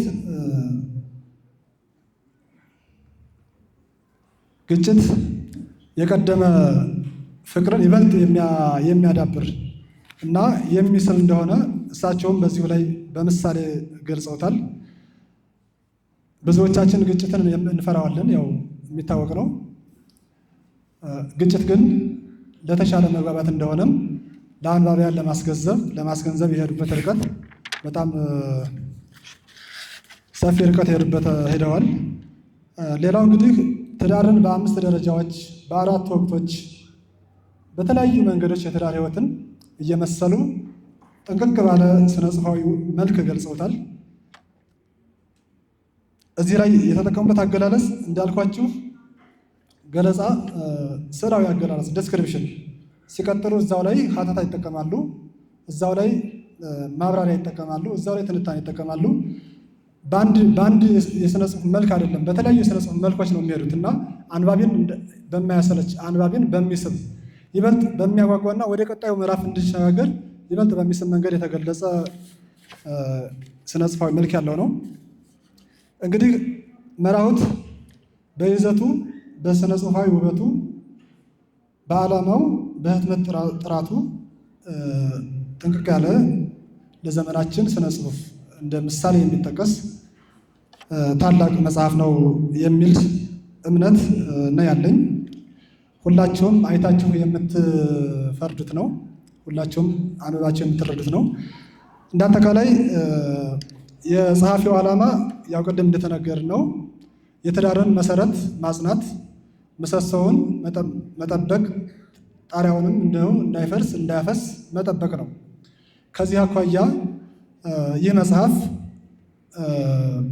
የእድሜ ገደብ የእድሜ ልዩነት ሳይፈጥር ለየትኛውም ለወጣቱም በቅድመ ጋብቻ ላለውም በጋብቻ ሕይወት ውስጥ ላለውም ለአዛውንቱም የዘመኑን የትዳር ተግዳሮቶች ዘመን ወለድ የትዳር ተግዳሮቶችን ከነባር የትዳር ተግዳሮቶች ጋራ የትዳር ሕይወት ተግዳሮቶች ጋራ አዋህዶ አዛምዶ መንፈሳዊውን ከስጋዊው ስነ ልቡና ጋር አጣምሮ ለዘመናችን የስነ ጽሑፍ እድገት እንደ ምሳሌ የሚጠቀስ እንደዚሁም ለዘመናችን የትዳር ውስብስብ ችግሮች የስነ ልቡና ስብራት የሚጠግን ድንቅ ኦርቶዶክሳዊ የትዳር እና የስነ ልቡና የትዳር እና የሩካቤ የስነ ልቡና መጽሐፍ ሆኖ ነው ያገኘሁት። እዚሁ ላይ እንግዲህ አባታችን እግዚአብሔር በእድሜና በጤና ጠብቆት ቀጣይ ከዚህ የተሻለ ስራ ይዘው እንደሚመጡ እኔ እምነት አለኝ። እግዚአብሔር እርስዎን ያበርታዎት፣ በእርስዎ ዙሪያ ያሉ ሰዎችንም ያበርታልን፣ እኛንም ዳግም በዚህ መልክ እንድንገናኝ እግዚአብሔር እርዳን። ስለሰጠ ጊዜ አመሰግናለሁ። እግዚአብሔር ይስጥልኝ።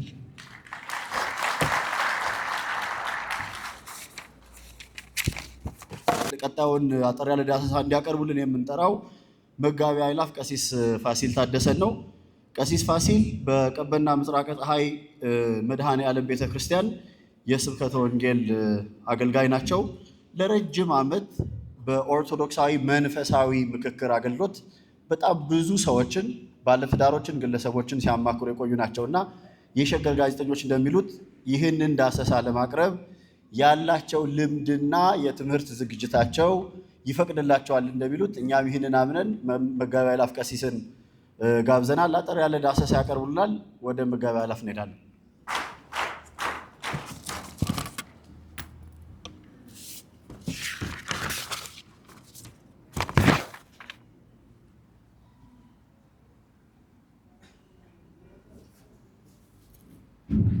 በስመ አብ ወወልድ ወመንፈስ ቅዱስ አሐዱ አምላክ።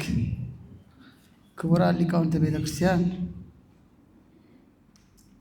ክቡር መምህራችን መጋቤ ጥበብ ይግዛው፣ የዚህ የድንቅ መጽሐፍ የምርቃት መርሐ ግብር ላይ የተገኛችሁ በሙሉ እንደምን ዋላችሁ?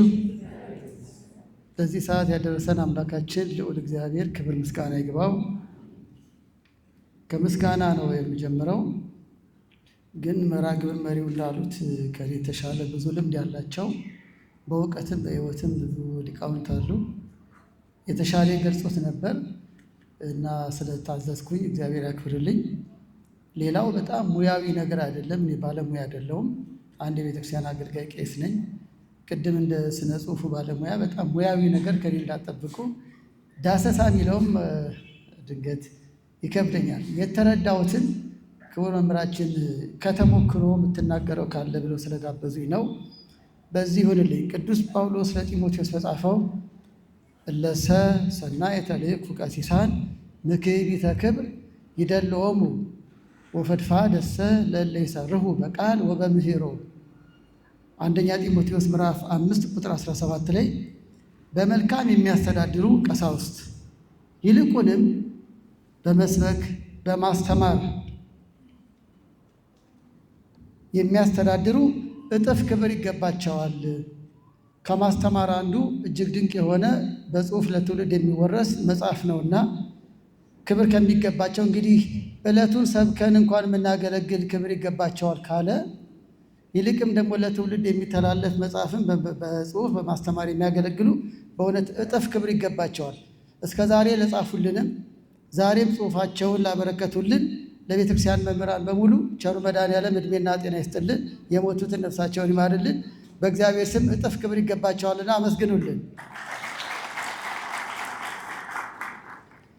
ስለ መጽሐፉ በጣም ጥቂት ምለው የተረዳሁትን ቀድሞ ስለደረሰኝ እንጂ ከኔ የበለጠ ቢደርሳችሁ ብዙ ስላላችሁ ያው ስለ ርዕሱ ተገልጧል። መጋቤ ጥበብ ይግዛው መኮንን በእውነት እጅግ ደክመውበታል። ወደ 523 ገጽ ነው። የሚገርማችሁ እንኳን የመጽሐፉ ይዘት ምንጭ ያደረጉት መጽሐፍ ራሱ ከ130 በላይ ነው እና አንዳንዴ ምንጭ ያደረጉትን መጽሐፍ ማንበብ ራሱ ጊዜ ይፈልጋል። እንኳን መጽሐፍ እጅግ በጣም በርካታ መጽሐፍትን ዋቢ ተጠቅመዋል። ሌላው የትዳርና የሩካቤ ስነ ልቦና ላይ ያተኮረ ነው። በእውነት ከሆነ በእኔ ደከም ባለ ምልከታ ዓላማውን የጠበቀ ነው። በትክክል ወቅቱን የሚዋጀ ነው። በዚህ ጊዜ ላይ ልናገኘው የሚገባን ልንጠቅሰው የሚገባን እንደው ይሄንን አንብቢው ይሄንን አንብበው ልንል የሚገባን ለእኛም ኩራት የሆነ ዓላማውን የጠበቀ መጽሐፍ ነው። በበቂ ሁኔታ የተተነተነ ነው። እንግዲህ እኔ በመንፈሳዊ ገጽታ ነው የምረዳው፣ በስነ ጽሑፍ ደረጃ አይደለም። በበቂ ሁኔታ የተተነተነ ሲባል ለምሳሌ ቅድም የስነ ጽሑፍ ባለሙያ መምህራችን እንዳሉን ትዳርን በቤት ትዳርን በወቅት መስለው ያስተማሩበት ነው። ይህ እኮ የወንጌል ጥበብ ነው።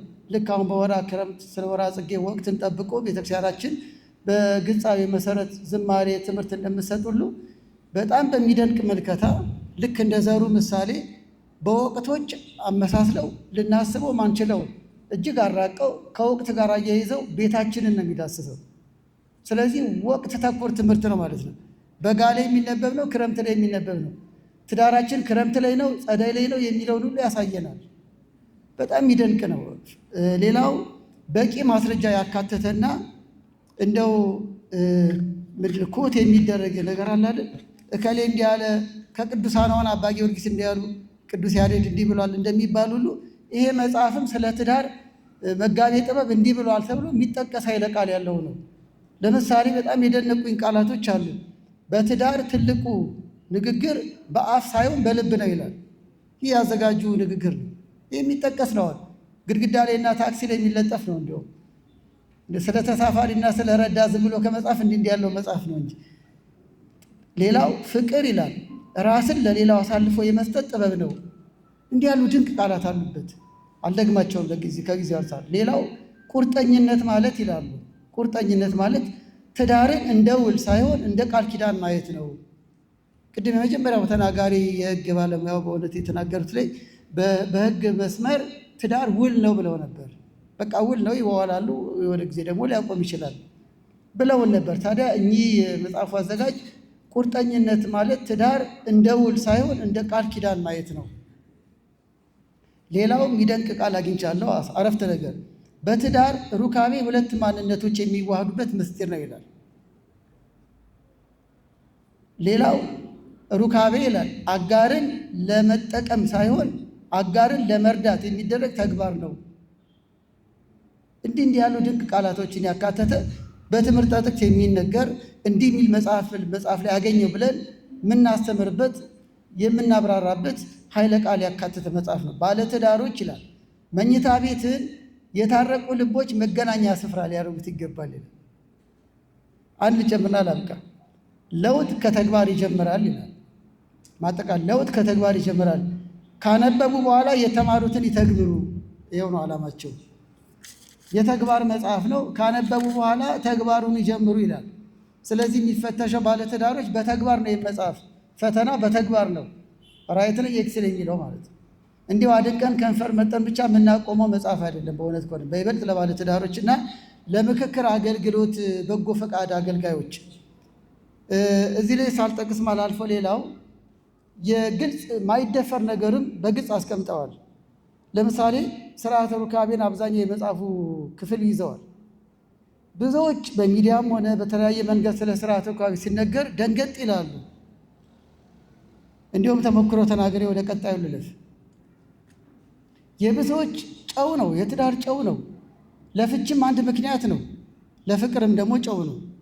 ግን በጉዳዩ ላይ ሲነገር ሌላ አጀንዳ ያጣን ይመስላቸው ሁሉ አሉ። አንዳንዴ ደግሞ እንደ ነውር የሚያዩትም አሉ። እናም ብዙ ካልተለመደም እኮ እዛው ንስሐ አባትና ንስሐ ልጅ ብቻ እዛው የሚጨርሱት ነው የሚሉት ነው። ንስሐ አባትየው ምን አንቦ ይናገር?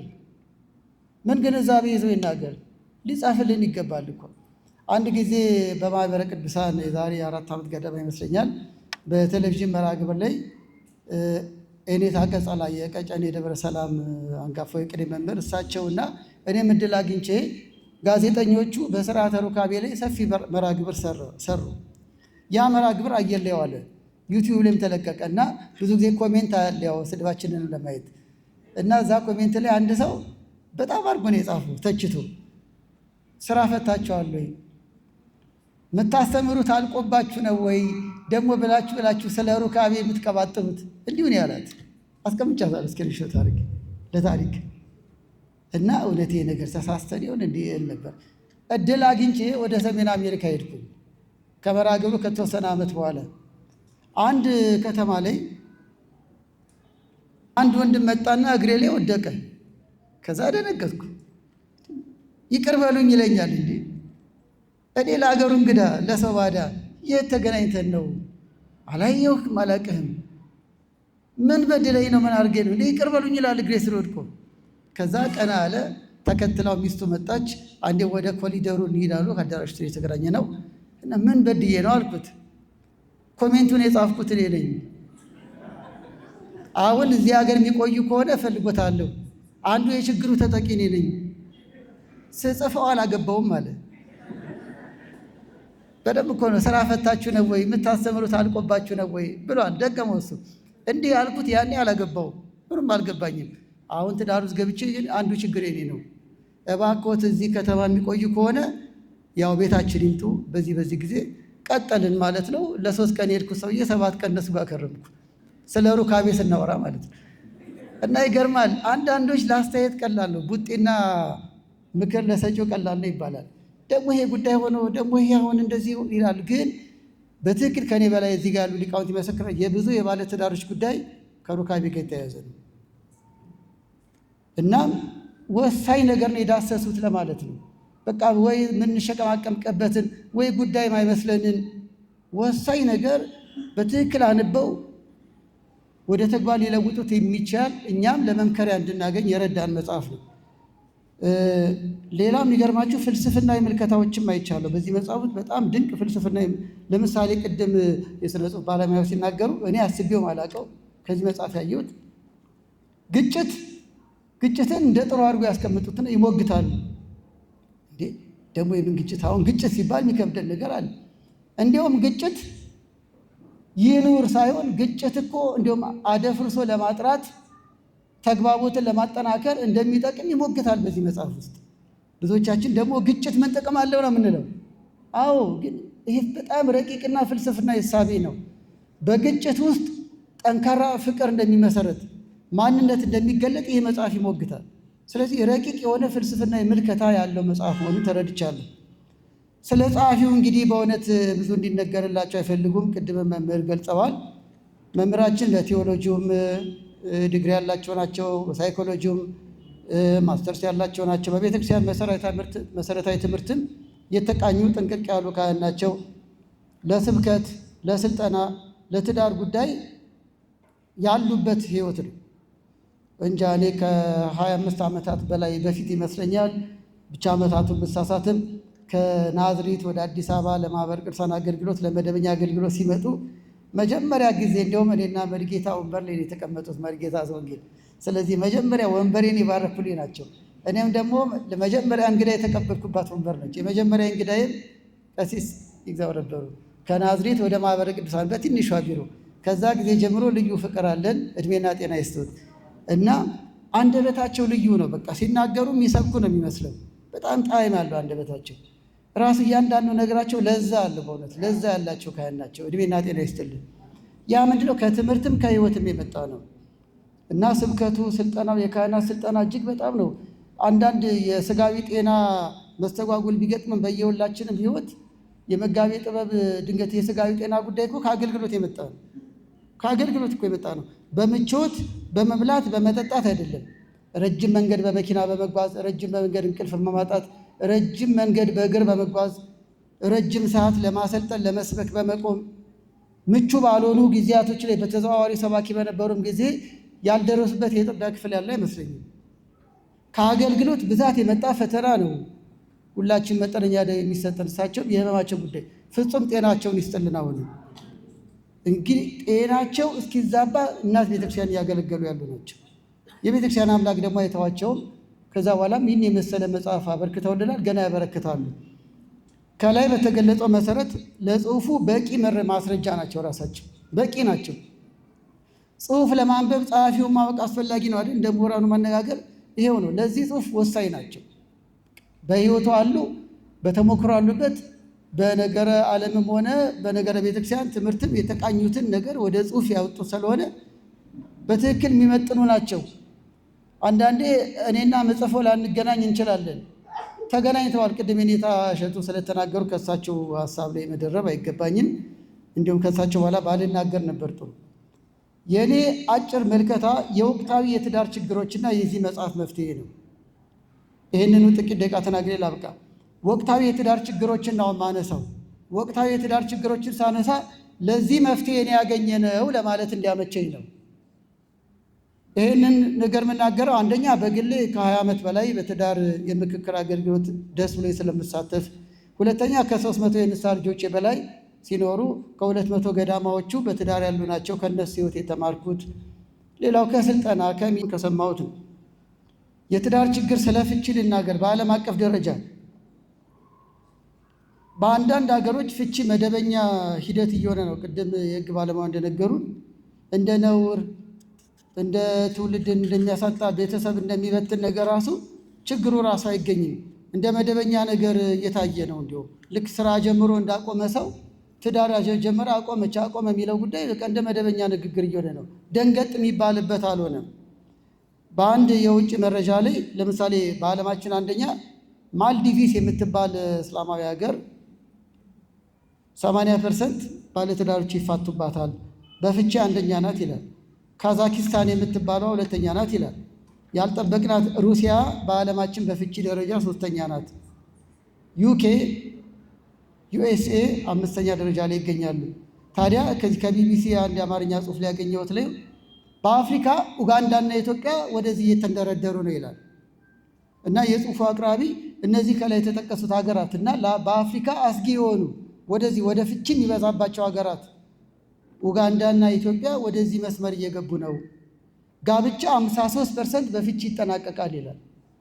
ጋብቻ ይመሰረታል 53% በፍቺ የሚጠናቀቅባቸው ሀገራት ብሎ በአማርኛ የቢቢሲ ድረገጽ ላይ ያገኘሁት ነው። በኢትዮጵያችን ደረጃ በ2017 ዓመተ ምህረት በ3 ወር በሁለት በአራዳና ጉለሌ ክፍለ ከተማ ብቻ 3000 ባለትዳሮች ተፋተዋል ብሎ በኢቢኤስ ላይ አንድ ጋዜጠኛ ዘግቧል። ማስረጃዋል። ሌላው በ2014 ዓመተ ምህረት ከ14000 በላይ ተጋቢዎች በወሳኝ ኩነት በኩል የተመዘገቡ፣ ከነዚህ ውስጥ በ6 ወር ውስጥ 1623ቱ ተፋተዋል ይላል ወይም ፍቺ ተመዝግቧል። ሌላው የ3 ዓመት ደግሞ ያስቀምጥልናል። የጠቅላይ ፍርድ ቤት ያገኘው ዶክመንት ነው።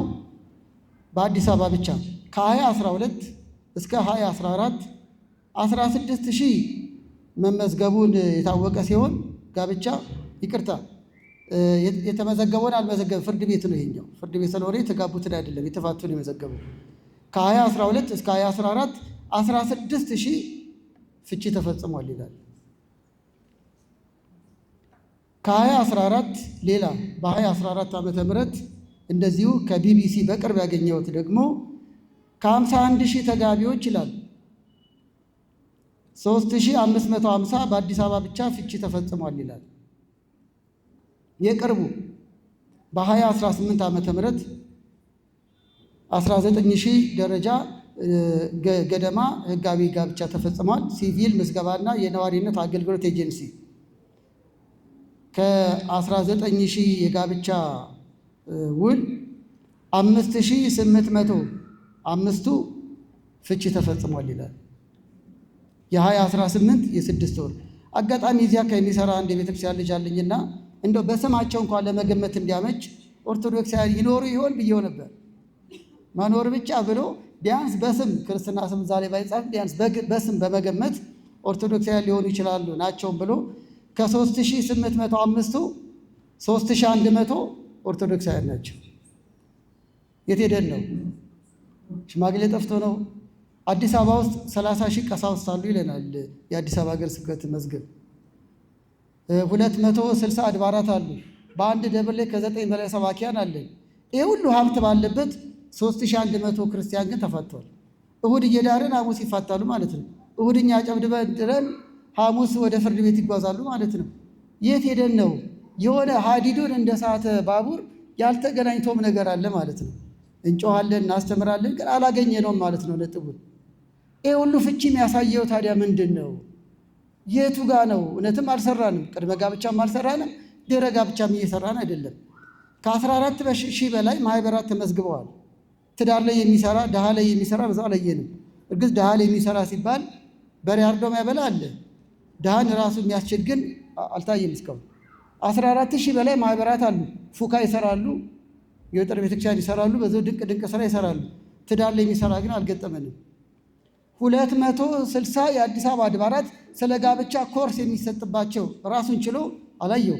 እኔ በበኩሌ ብስራተ ገብርኤልና ጎፋ ገብርኤልን አደንቃለሁ። የቅድመ ጋብቻ ኮርስ ተሳትፌያለሁ። በቅርቡ ጎላ ሚካኤል ከ260 አድባራት ራሱን ችሎ የባለ ትዳርና የቅድመ ጋብቻ ኮርስ የሚሰጡ 2 አድባራት ነው የማውቀው ማለት ነው። ጎፋ ገብርኤልና ብስራተ ገብርኤል። አልሰራንም። አውደ ምሕረት ላይ ስለ ጋብቻ ትምህርት ይሰጣል። ስለ ልጅ አስተዳደግ ርዕስ አድርገነው እናውቃለን። ልመና አለ፣ በደንብ ጥላ ዘግዝቆ አለ። ከኔ ማገለግበት ጀብር ጀምሮ ልጅ እንዴት እናሳድግ የሚል ርዕስ ግን አስተምረን አናውቅም። ባልና ሚስቶች እንዴት ናችሁ ብለን አናውቅም። በቅርቡ ሰዓሊተ ምሕረት አንድ ጥሩ ተሞክሮ ሰምቻለሁ። በዓመቱ የተጋባችሁ በእኛ ካቴድራል የተጋባችሁ በሙሉ ኑና ምን እንደደረሳችሁ ለማየት ጉባኤ እናደርጋለን ብለው አስተዳዳሪው ባለፈው ጠርተው ነበር አሉ። ይህ ጥሩ ነው። እዚህ ደብር የተጋባችሁ በሙሉ ኑ ጉባኤ አለ ብለው ተጠሩ። ተከናውኗል ይመስልኛል ከመከናወኑ መረጃ። ይህ የሚደንቅ ነው። በየአድባራቱ የዳር ናችሁ የት ናችሁ ብንል እንዴት ጥሩ ነበር። የዳርና እዚህ ደብር ተክሊል ያደረጋችሁ እዚህ ደብር የቆረባችሁ ሙሽሮቻችን ሰነዶ አለ በየስታትስቲክስ ቢሮ። የት ናችሁ? እናት ቤተክርስቲያን እንድትል ያስፈልጋል። ስለ ችግር ነው እና እያወራ ያለሁት ከ2017 ከበፊቱ ማለት ነው። የአሁኑ የሚገርማችሁ የ2,000 ፍቺ ብልጫ አለው። በፍቺ ደረጃ ከ2,000 በላይ ቁጥር የሚያሳይ የፍቺ ብልጫ አለው። ይሄ የሲቪል ምዝገባና ነዋሪነት አገልግሎት ምን ይላል? በጣም ፍቺ እየተበራከተ ነው። በዚህ ጉዳይ የሃይማኖት አባቶችም እየሰሩ እንዳልሆነ አይተናል ይላል እንትናቸው ላይ አገላለጻቸው ላይ የመስሪያ ቤቱ ኤክስፐርቶች የተናገሩት። ችግር ያላቸው ለኃላፊነት ሳይዘጋጁ መጋባት፣ የአካባቢ ተጽዕኖ አለማወቅ፣ ስለ ጋብቻ ፈተና አለማወቅ፣ እነዚህ ነገሮች የሃይማኖት አባቶችም እዚህ ላይ ስላልሰሩ መስሪያ ቤታችን በርካታ ፍቺ እያስተናገደ ነው ይላሉ የኤክስፐርቶቹ ገለጻ። ቅድም ባገኘው ሰነድ ላይ በእውነት ከሆነ እጅግ በጣም ፍቺ። ለምሳሌ ቀሲስም በበለጠ ያውቃሉን ያን በአቅሜ በምክክር አገልግሎት የንስሐ ልጆች ጉዳይ አለ፣ የእንግዶች ጉዳይ አለ። የእንግዶችን ቀን በምናስተናግድበት ጊዜ ያው በሰው ይመጣሉ እና 10 ባለትዳር ባናገር 6ቱ ቅድም የኔታ እሸቱ እንዳሉት ቀይ መብራት ላይ ነው። ጥሩ አገላለጽ። ከ10ሩ 6ቱ ስለ ፍቺ ነው ለማውራት ይመጡት። አንዳንዶቹ ፍርድ ቤት ማመልከቻ አስገብተው ቀጠሮ ሳይደርስ ነው የመጡት። አንዳንዶቹ ቀጠሮ ደርሶ ነው የመጡት። አብዛኛው የምናስተናግደው የፍቺ ጉዳይ ነው። ግን ተፋቱ እያለን አይደል። ቤተክርስቲያን ፍርድ ቤት አይደለችም፣ ሐኪም ቤት ነች። ከአቅም በላይ ሲሆን ወደ ተሻሉ አባቶች እየሸኘን ሲፋቱም እያዘንን አብረ እየተላቀሰ እናደርገዋለን። እጅግ በጣም ካህናት ይሁ በቅዱስ ሥጋው በክቡር ደሙ በቤተክርስቲያን ስራ ተጋብተው ትዳራቸው ጤናማ ያልሆነ ብዙ ነው። ለምን ሆነብን? እንዲሁም አሁን የሚያፋታ ሰይጣን አስሮ የታሰረ ተፈቷል እንዲህ ያሰኛል። ሂድ አፋታ ተብሎ የተላከ ይመስላል። እግዚአብሔር ፍችን ያወድ ሚልክያስ ምዕራፍ 2 ላይ፣ ሰይጣን ደግሞ ፍችን ይወዳል። ግጭት እስከ ፍቺ እየደረሰ ነው። ሰላም የለም። ቤት ውስጥ የተፋቱ ደግሞ ብዙዎች አሉ። በዚህ መጽሐፍ ታገኙታላችሁ። በህጋዊ ውል አልተፈቱም እንጂ አልተፋቱም። ቤት ውስጥ አልጋ የለዩ የማይነጋገሩ ዓመት 2 ዓመት የተኳረፉ ቤቱ ይጠራው ውስጥ ለቄስ ሲባለው ይሄ ነው። ከተኳረፍን አልጋ ከለየን እኮ ይሄን ያላምት ግን አብረው ይወጣሉ ይገባሉ፣ ሰው እንዲያያቸው። ልጅ ይጨነቃል። በጣም የፍቺ ጉዳይ በእኛ በኩል የፍቺ ምክንያት ገርፍ ማድረገው አንደኛ የሰይጣን ፈተና ነው። ሁለተኛው የራሳችን ደካማ ጎን ነው። ሶስተኛው አለማወቅ ነው። እንዲህ ያሉ መጽሐፍት በደንብ አልተጻፉልንም። ጉባኤ የለም፣ ኮርስ የለም፣ ስልጠና የለም። በግብፅ ቤተክርስቲያን ቢያንስ ከጋብቻ በፊት የ3 ወር የጋብቻ ኮርስ ይሰጣል። ንስሐ አባቱ ኮርሱን መውሰዱን ሲፈርምለት ነው ቤተክርስቲያን የምታስተናግደው። መቼ ነው ወደዛ መንገድ የምንመጣው? ለመጋባት ሲመጡ ያላገባ የቀበሌ ማስረጃ ብቻ አይጠየቁም። እኛ ጋር ስለሚጠይቀው ያላገባለሽ ያላገባለ ነው የሚባሉት ሙሽሮች ሲመጡ። ተምረሃል የተምረሻል የሚል ብዙ አይገጥምንም። አንዳንዴ እዛው የፊርማ ዕለት ነው የሚማሩት አንዳንዶቹ። የፊርማ ዕለት አስተዳዳሪ ወይ ተጋባዥ ነገር ይኖራል። የፊርማ ዕለት የሚማር እኮ ነው። ስለዚህ ፊርማው ሳይደርቅ ይለያያሉ። ጋብቻ የሚያክል ተቋም በመኪና እንመስለዋለን። መኪና ዕለቱን ተምሮ ዕለቱን ይነዳል እንዴ? መንዳት ለማይችል ሰው መኪናችሁን ሰጣላችሁ እንዴ? ሙት ነው መኪናውን ጉዳው ነው። አሁንም መንዳት የማይችል ሹፌር መኪና እንደሚያጋጭ ሁሉ ስለ ትዳር የማያውቁ ባልና ሚስቶች እየገቡ ነው ትዳሩ ግጭት የበዛው የሚገለበት በዛው። ስለ መኪና የተማረ ሰው ግን ቅድም እንደተባሉ መብራት ያከብራል። የቱ ጋር ነው የሚዞረው? የቱ ጋር ነው ቀኝ? የቱ ጋር ነው ግራይ? የቱ ጋር ነው የምዞረው? የቱ ጋር ነው የምጠነቀቀው? ትዳሬው ነው። ቅድም እኔታ ባሉት ላይ የሚጨምረው ማን ነው? ጥቅስ ማደርገው ትዳር የቆመ ሐውልት ሳይሆን በየቀኑ የሚሰራ መንገድ ነው ይላል። በጣም ይህን መጽሐፍ የሚገልጽ ነው። ትዳር የቆመ ሐውልት እንደ 4 ኪሎ እንደ 6 ኪሎ የቆመ ሐውልት ሳይሆን በየቀኑ የሚሰራ መንገድ ገጥሟቸው በየቀኑ የሚሰራ መንገድ ነው። በየቀኑ በጸሎት በምክር በቃል እግዚአብሔር በሁለቱ ተግባቦት በየቀኑ ስራ የሚፈልግ ነው። መፍትሄውም እሱ ነው። አለመከባበር፣ አለመተማመን፣ አለመነጋገር፣ የገቢ ጉዳይ፣ መንፈሳዊ ዝለት፣ የልጅ መዘግየት የብዙዎች የትዳር ግጭት ምክንያት ሲሆን ይታያል። የመጨረሻው የሩካቤ ችግር፣ የሩካቤ ግንዛቤ አለማወቅ፣ ስለ ቤተክርስቲያን በዓላትና አጽዋማት ምክንያት አለማወቅ። አንዱ ፈቃደኛ ይሆናል፣ አንዱ እምቢተኛ ይሆናል። እሺ ያለው ወይም ደግሞ ጠያቂው እንደ ኃጢአተኛ ይቆጠራል፣ እምቢተኛው እንደ ጻድቅ ይቆጠራል። አንዳንዴ ሰንበት ነው፣ ሚካኤል ነው፣ ገብርኤል ነው፣ አይግባቡም። ያም ለክብር የተሰጣቸው በዓል መጋጫ ሲሆን እናያለን። ጾም ያበዛል፣ በዓል ያበዛል፣ ብላ ትመጣለች ብሎ ይመጣል። ግንዛቤው እኩል አይደለም እያልክ ያለሁት እኩል መረጃ የላቸውም። ስለዚህ አንዱ አጣ አንድ በደለኛ ነው። አሰናከለኝ ብላ ትመጣለች። በፈቃድ እኮ ነው የተባለው እንዴ፣ ባላሰናከይ አይደለም። ቀኖና ብትቀበሉም በጋራ ነው እንጂ አይደለም። ልክ አለማወቁ ነው እሱ። ስለዚህ በምን ይወቅ? ይኸው አሁን ከዚህ በኋላ ግን ጭቅጭቅ የለም።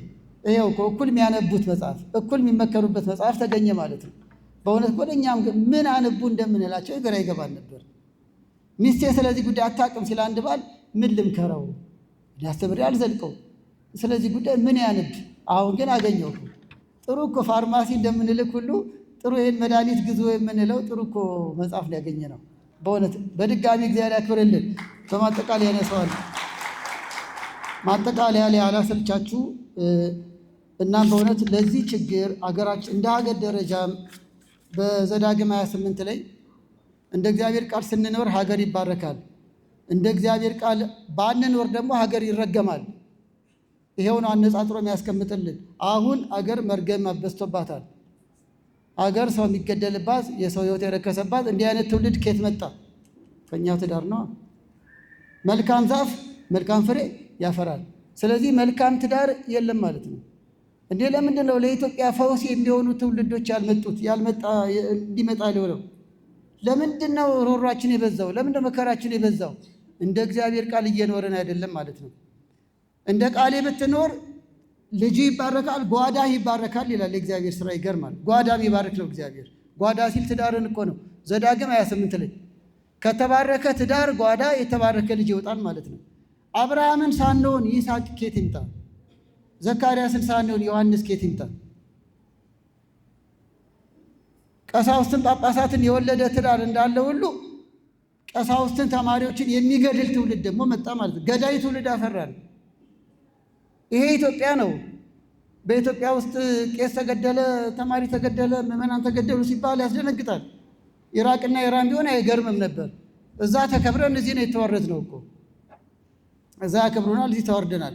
እንዲህ ያለ ትውልድ ዘመን ለመጣብን ትዳራችን፣ ለሁሉ ነገር መሰረቱ ትዳራችን ነው። እናም ሀገር ለመባረኳ ቤተ ክርስቲያንም በእውነት ፍጽምት ቅድስት ሆና ትውልዱ እንዲቀጥል ትዳራችን ነው ወሳኙ። አሁን ብዙ ህንፃ እየገነባን ነው፣ ግን ነገ ማን ነው የሚቀድሰው? ብዙ ቤተክርስቲያን እያደስን ነው፣ ትዳር ግን እየታደሰ አይደለም። በታነጸው ቤተክርስቲያን ማን ነው የሚቀድሰው? ቤተክርስቲያን እያነጽን ትዳር እየፈረሰ ነው። ቤት እያሳመርን ትዳር እየተበላሸ ነው። ስለዚህ እንዴት ነው ትዳራችን? ማን ነው ዳዊት የሚደግመው? ማን ነው የሚቀድሰው? ማን ነው መሪጌታ ሆናለሁ ብሎ የሚመኝ? ማን ነው ጳጳስ ሆናለሁ ብሎ የሚመኝ? ስለዚህ እንዲህ አይነት ምኞት ያለው ትውልድ የምናገኘው ከየት ነው? ከኛው ነው። እናቶች እሌኒን ስትሆኑ ነው፣ ኤልሳቤጥን ስትሆኑ ነው፣ ወንዶች ዘካርያስን አብርሃምን ስንሆን ነው። ከየት ይመጣል? ከኛው እኮ ነው። ኢትዮጵያ እያመረትን አውሮፓዊ ትውልድ እኮ ነው የምናመጣው። እከሌ ተሸነፈ ሲባል እራቱን ማይበላ ትውልድ ነው። ቤተክርስቲያን ተቃጠለ ሲባል ደግሞ ሶስቴም ሊበላ ይችላል። ጉዳዩ አይደለም ሀገር እንደሆነ ቤተክርስቲያን ለምን እኔ ጉዳይ ያልሆነማ ከኔ ነዋ ችግሩ። ከየት ይምጣ ታዲያ? እኔ ማን ነኝ? ምን አይነት አባት ነኝ? ምን አይነት አባት ነኝ? ለልጆቼ ምሳሌ ነኝ? ለትዳሬ ለአካባቢ ምሳሌ ነኝ? ከየት ይምጣ ታዲያ? እናም ወገኖቼ ለዚህ ሁሉ ቁልፍ ነው። በትዳር ላለነውም ቅድመ ጋብቻ ላላችሁትም ወልደን ለምናሳድግም በይበልጥ ደግሞ ትዳር ሕይወትን ላጋመስንም እንደ አዲስ የምንወለድበት የምንታደስበት ነው። ማጠቃለያ የመራሁት መጽሐፍ አስተዋጽኦ በሶስት ነገር ሊቆይ። አንደኛ ለመምህራን ማንዋል ነው። ይሄ ጥሩ የጋብቻ ማንዋል ነው። በቃ አሁን ምንድነው ቴሌቪዥን፣ ኤሌክትሮኒክስ ዕቃ ስንገዛ ከነ ማንዋሉ ነው አይደል? ከዚህ በኋላ ልጅ ስትድሩ ከዚህ ማንዋል ጋር ብትሰጧቸው ጥሩ ነው። ይህ የትዳር ማንዋል ነው። በቃ ባሎች ምን ይሁኑ የሚለው እዚህ ውስጥ አለ። ሚስቶች ምን ይሁኑ የሚለው ተረጋግታችሁ አንቡት ብዬ ነው መክራችሁ። እኔ መጽሐፍ በችግር ላንሳ አስቀጥቶኛል። በቀደም በ9 እኔ ያለሁበት ደብር ትንፋሰ ክርስቶስ እናከብር ነበር። ያስቀጣኝ መጽሐፍ ነው። ስለዚህ ያረሰው ቅጣቱ ከባድ ባይሆንም እና በማለዳ በቅዳሴም ተገኝቼ በአውደ ምሕረት እንዳገለግል ታዝዣለሁ። ደብሬ ነው ማገለግልበት። ይህን መጽሐፍ 259 ገጽ ላይ ደርሼ እንደምንም እንቅልፍ ጥሎኝ በንጋታው በ8 ሌሊት ማለት ነው ጀመርኩት። እንዴት ላቋርጠው? ማንዋሉን ያልቅ መሰላችሁ እንዴ? ስለ ሚስቶች ይላል። እሱን ጨረስኩና ስለ ባል ቆይ ስለ ባል ስርዓተ ሩካቤውን እጅግ በጣም የሚመስጥ አገላለጽ ነው። ስለዚህ ለእኛ አገልግሎቱ ሌላ አለን። ይሄ ማንዋል ነው ለማለት ነው። ለቅድመ ጋብቻ ሁለተኛ ለቅድመ ጋብቻ ላላችሁ ደግሞ ራሳችሁ የምታዘጋጁበት ነው። በቃ የትዳር ሕይወት ይሄንን አንብባችሁ ወደ ጋብቻ ግቡ። አሁን እስከ ዛሬ ያላገባችሁ ታድላችኋል። እንዲሁም ብቁ ዝግጅት አድርጋችሁ እንድትገቡ ይረዳችኋል። ልክ አሁን የመኪና የአሽከርካሪዎች ጥበብ የሚል መጽሐፍ አለ። ልክ እንደዛ ሁሉ የባለ ትዳር ጥበብ ይኸው ቁልፉን ይዛችሁ ግቡ። ለቅድመ ጋብቻዎች ኮርስ ተማሪዎች፣ ተከታታዮች፣ እጮኛሞች ይህ የምትሸላለሙትና አብራችሁ የምታነቡት ራሳችሁ የምታዘጋጁበት ነው። ለባለትዳሮች ደግሞ ይሄ መድኃኒት ነው ብል ማጋነን አይሆንም። እኛም ካህናት እንደ ሐኪም ሆነን ፋርማሲ መድኃኒት እንደምታዙሉ ባለሙያዎች እኛም ደግሞ መራውትን አንብ ብለን እንደ መድኃኒት የምናዘው መጽሐፍ ነው። በቃ እኔ አልጨቅጭቃችሁ መጽሐፉን አንቡና ተገነዛዘቡ እዛው ብለን በቃ ባጭሩ ወረቀት ጽፈን ብቻ ቦታውን ብቻ መናገር ነው። የመጋቤ ጥበብ ይግዛውን ሄዳችሁ አንቡ ምንለው በእውነት የምናዘው መጽሐፍ ነው ይሄ። በቃ አንቡ ተወሳችሁም ሆነ ገዝታችሁ ብለን የምናዘው በሙሉ ልብ የምናዘው መጽሐፍ ነው። ለባለ ትዳሮች ደግሞ ቁጭ ብለን የምናነበው ይልቅም በስርዓተ ሩካቤ ዙሪያ የግንዛቤ ችግር ላለበት አካል በቂ ግንዛቤና ጨው የሆነውን የስርዓተ ሩካቤ አጣጥመው ሕይወታቸው ላይ በትዳር ደስ ይበል እኮ ነው የሚለው መክብብ 9። ብዙ ሰው ግን በትዳሩ ደስተኛ አይደለም። ይህን መጽሐፍ አጣጥሞ ልክ መራውት በቁልፉ የከፈተ ሰው ግን ትዳሩ ደስተኛ ይሆናል። እኔ ካገባው ጀምሬ ነው ፊቴ የተቀየረው ማዲያት ያወጣሁት የሚሉ ብዙዎች ናቸው። ይሄ መጽሐፍ ግን ማዲያት ያጠፋል። የብስጭት ማዲያትን ያጠፋል። የተለያየ በትዳሬ ምክንያት ታመምኩ የሚለውን ስነ ልቦና አይደል የሚለው ስነ ልቦና ፈውስ ይሰጣል። የሁሉ ነገር መሰረቱ ደግሞ ስነ ልቦና ነውና፣ ስለዚህ በእውነት መጋቤ ጥበብ አራተኛ ይመስለኛል ለአራተኛ የመጽሐፍ ልጃቸው ያብቃልን። ይሄ መጽሐፍ እንደኔ አስተያየት ቅጽ 1 ቅጽ 2 ቢኖረው ብዬ ጠቁማለሁ። ባጭሩ በዚህ ባያበቃ እንደማያበቃ ተነግሮናል፣ ግን ቀጣይነት እያለው ደግሞ ብንጠብቅ ጥሩ ነው። ስለዚህ ከተቻለ ቅጽ 1 ነው ማለት ነው፣ የበፊቱ እንዳለ ሆኖ። ስለዚህ ቅጽ 2 ቅጽ 3 እያለ በዚሁ በቁልፉ ውስጥ ሆነን በቁልፉ መክፈቻ ውስጥ ሆነን ብዙ መጽሐፍ እንጠብቃለን። ረጅም ዕድሜና ጤና ይስጥልን። በጣም ደስ የሚያሰኝ ነው። መጽሐፍ ምርቃ እንዲመድመቁ በጣም ደስ ይላሉ። ስለዚህ ክብር ይገባቸዋል። መድኃኔዓለም ያክብራችሁ። ቀሲስን ማክበራችሁ ሁላችንን ማክበራችሁ ነው።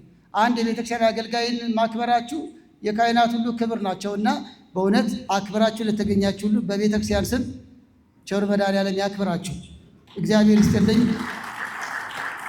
መራውትን ግዙ፣ አንቡ። ማስታወሻ ይዛችሁ ጊዜ ወስዳችሁ አንቡት።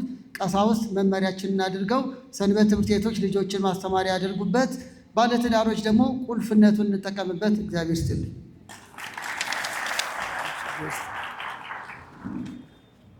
መጋቤ አእላፍ ቀሲስ ፋሲል ታደሰን እግዚአብሔር አምላክ በዕድሜ በጤና ይጠብቅልን። ለዕለቱ የክብር እንግዳ ወደዚህ እንጠራለን። የዕለቱን የክብር እንግዳ ዝም ብለን አይደለም የምንጠራው። ቅድም በጣም በሚጣፍጥ አንደበቱ የዘመረን ወንድማችን ዘማሪ ዲያቆን ታምራት መዝሙር እየዘመረ ነው የዕለቱን የክብር እንግዳ የምንጠራው። ሁላችሁም የክብር እንግዳውን ለመቀበል እንድትዘጋጁ በእግዚአብሔር ስም አደራ እንላለን።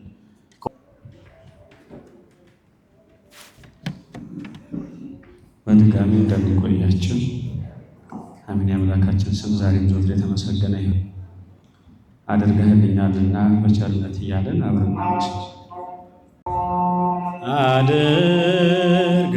አድርገህልኛልና በቸርነት አመሰግንሃለሁ።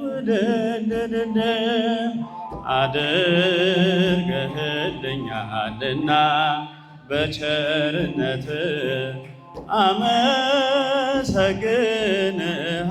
አመሰግንሃለሁ። ለዓለም አማኑኤል እገዛልሃለሁ። መድኃኔዓለም ለዓለም አማኑኤል ቀኑ ጨልሞብኝ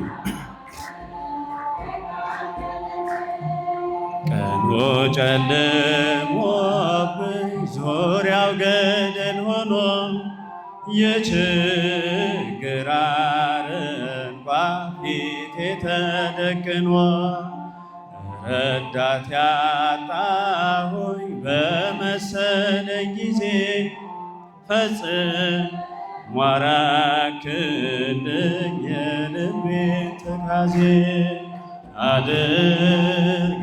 አድርገህልኛልና በቸርነት አመሰግንሃለሁ።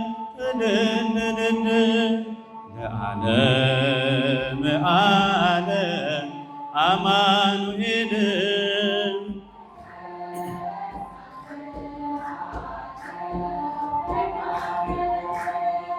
ድንቅ አድርጎልኛል የሰራዊት ጌታ። ድንቅ የሰራዊት ጌታ አልረሳኝም አምላክ አነሳኝ ከትቢያ። ድንቅ አድርጎልኛል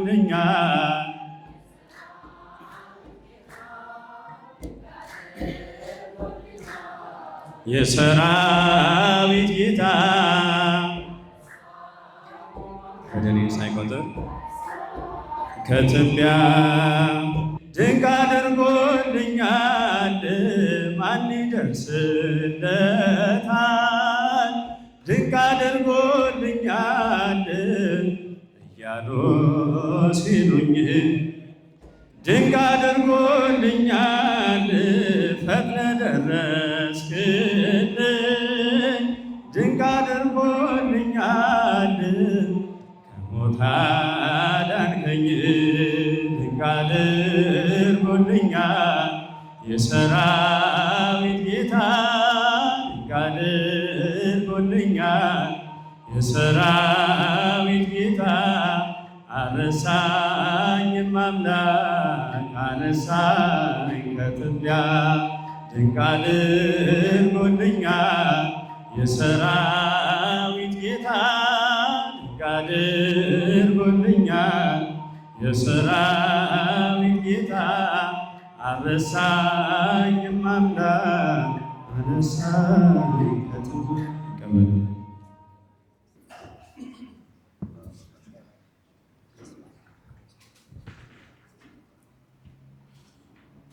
የዕለቱ የክብር እንግዳ መጽሐፋችን ነው። በአባቶቻችን ተባርኮ እየተመረቀ ነው። ልል ብላችሁ ሁላችሁም አመስግኑ።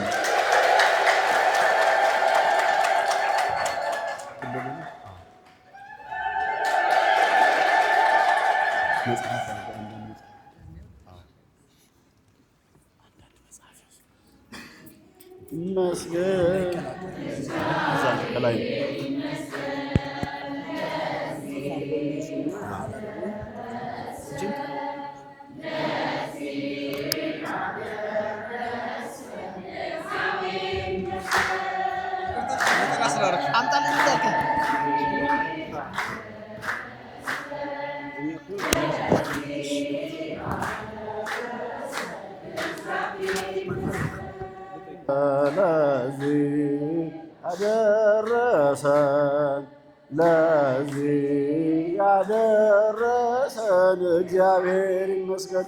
አሜን። አባታችንን በእድሜ በጤና ጠብቆ ሁላችን የምንጠቀምበትን ይህን መጽሐፍ እንድናዘጋጅ የረዳን የአባቶቻችን አምላክ እግዚአብሔር ይክበር ይመስገን። አባቶቻችንን በክብር ወደ ቦታቸው ሸኙልኝ። እግዚአብሔር ይስጥልን።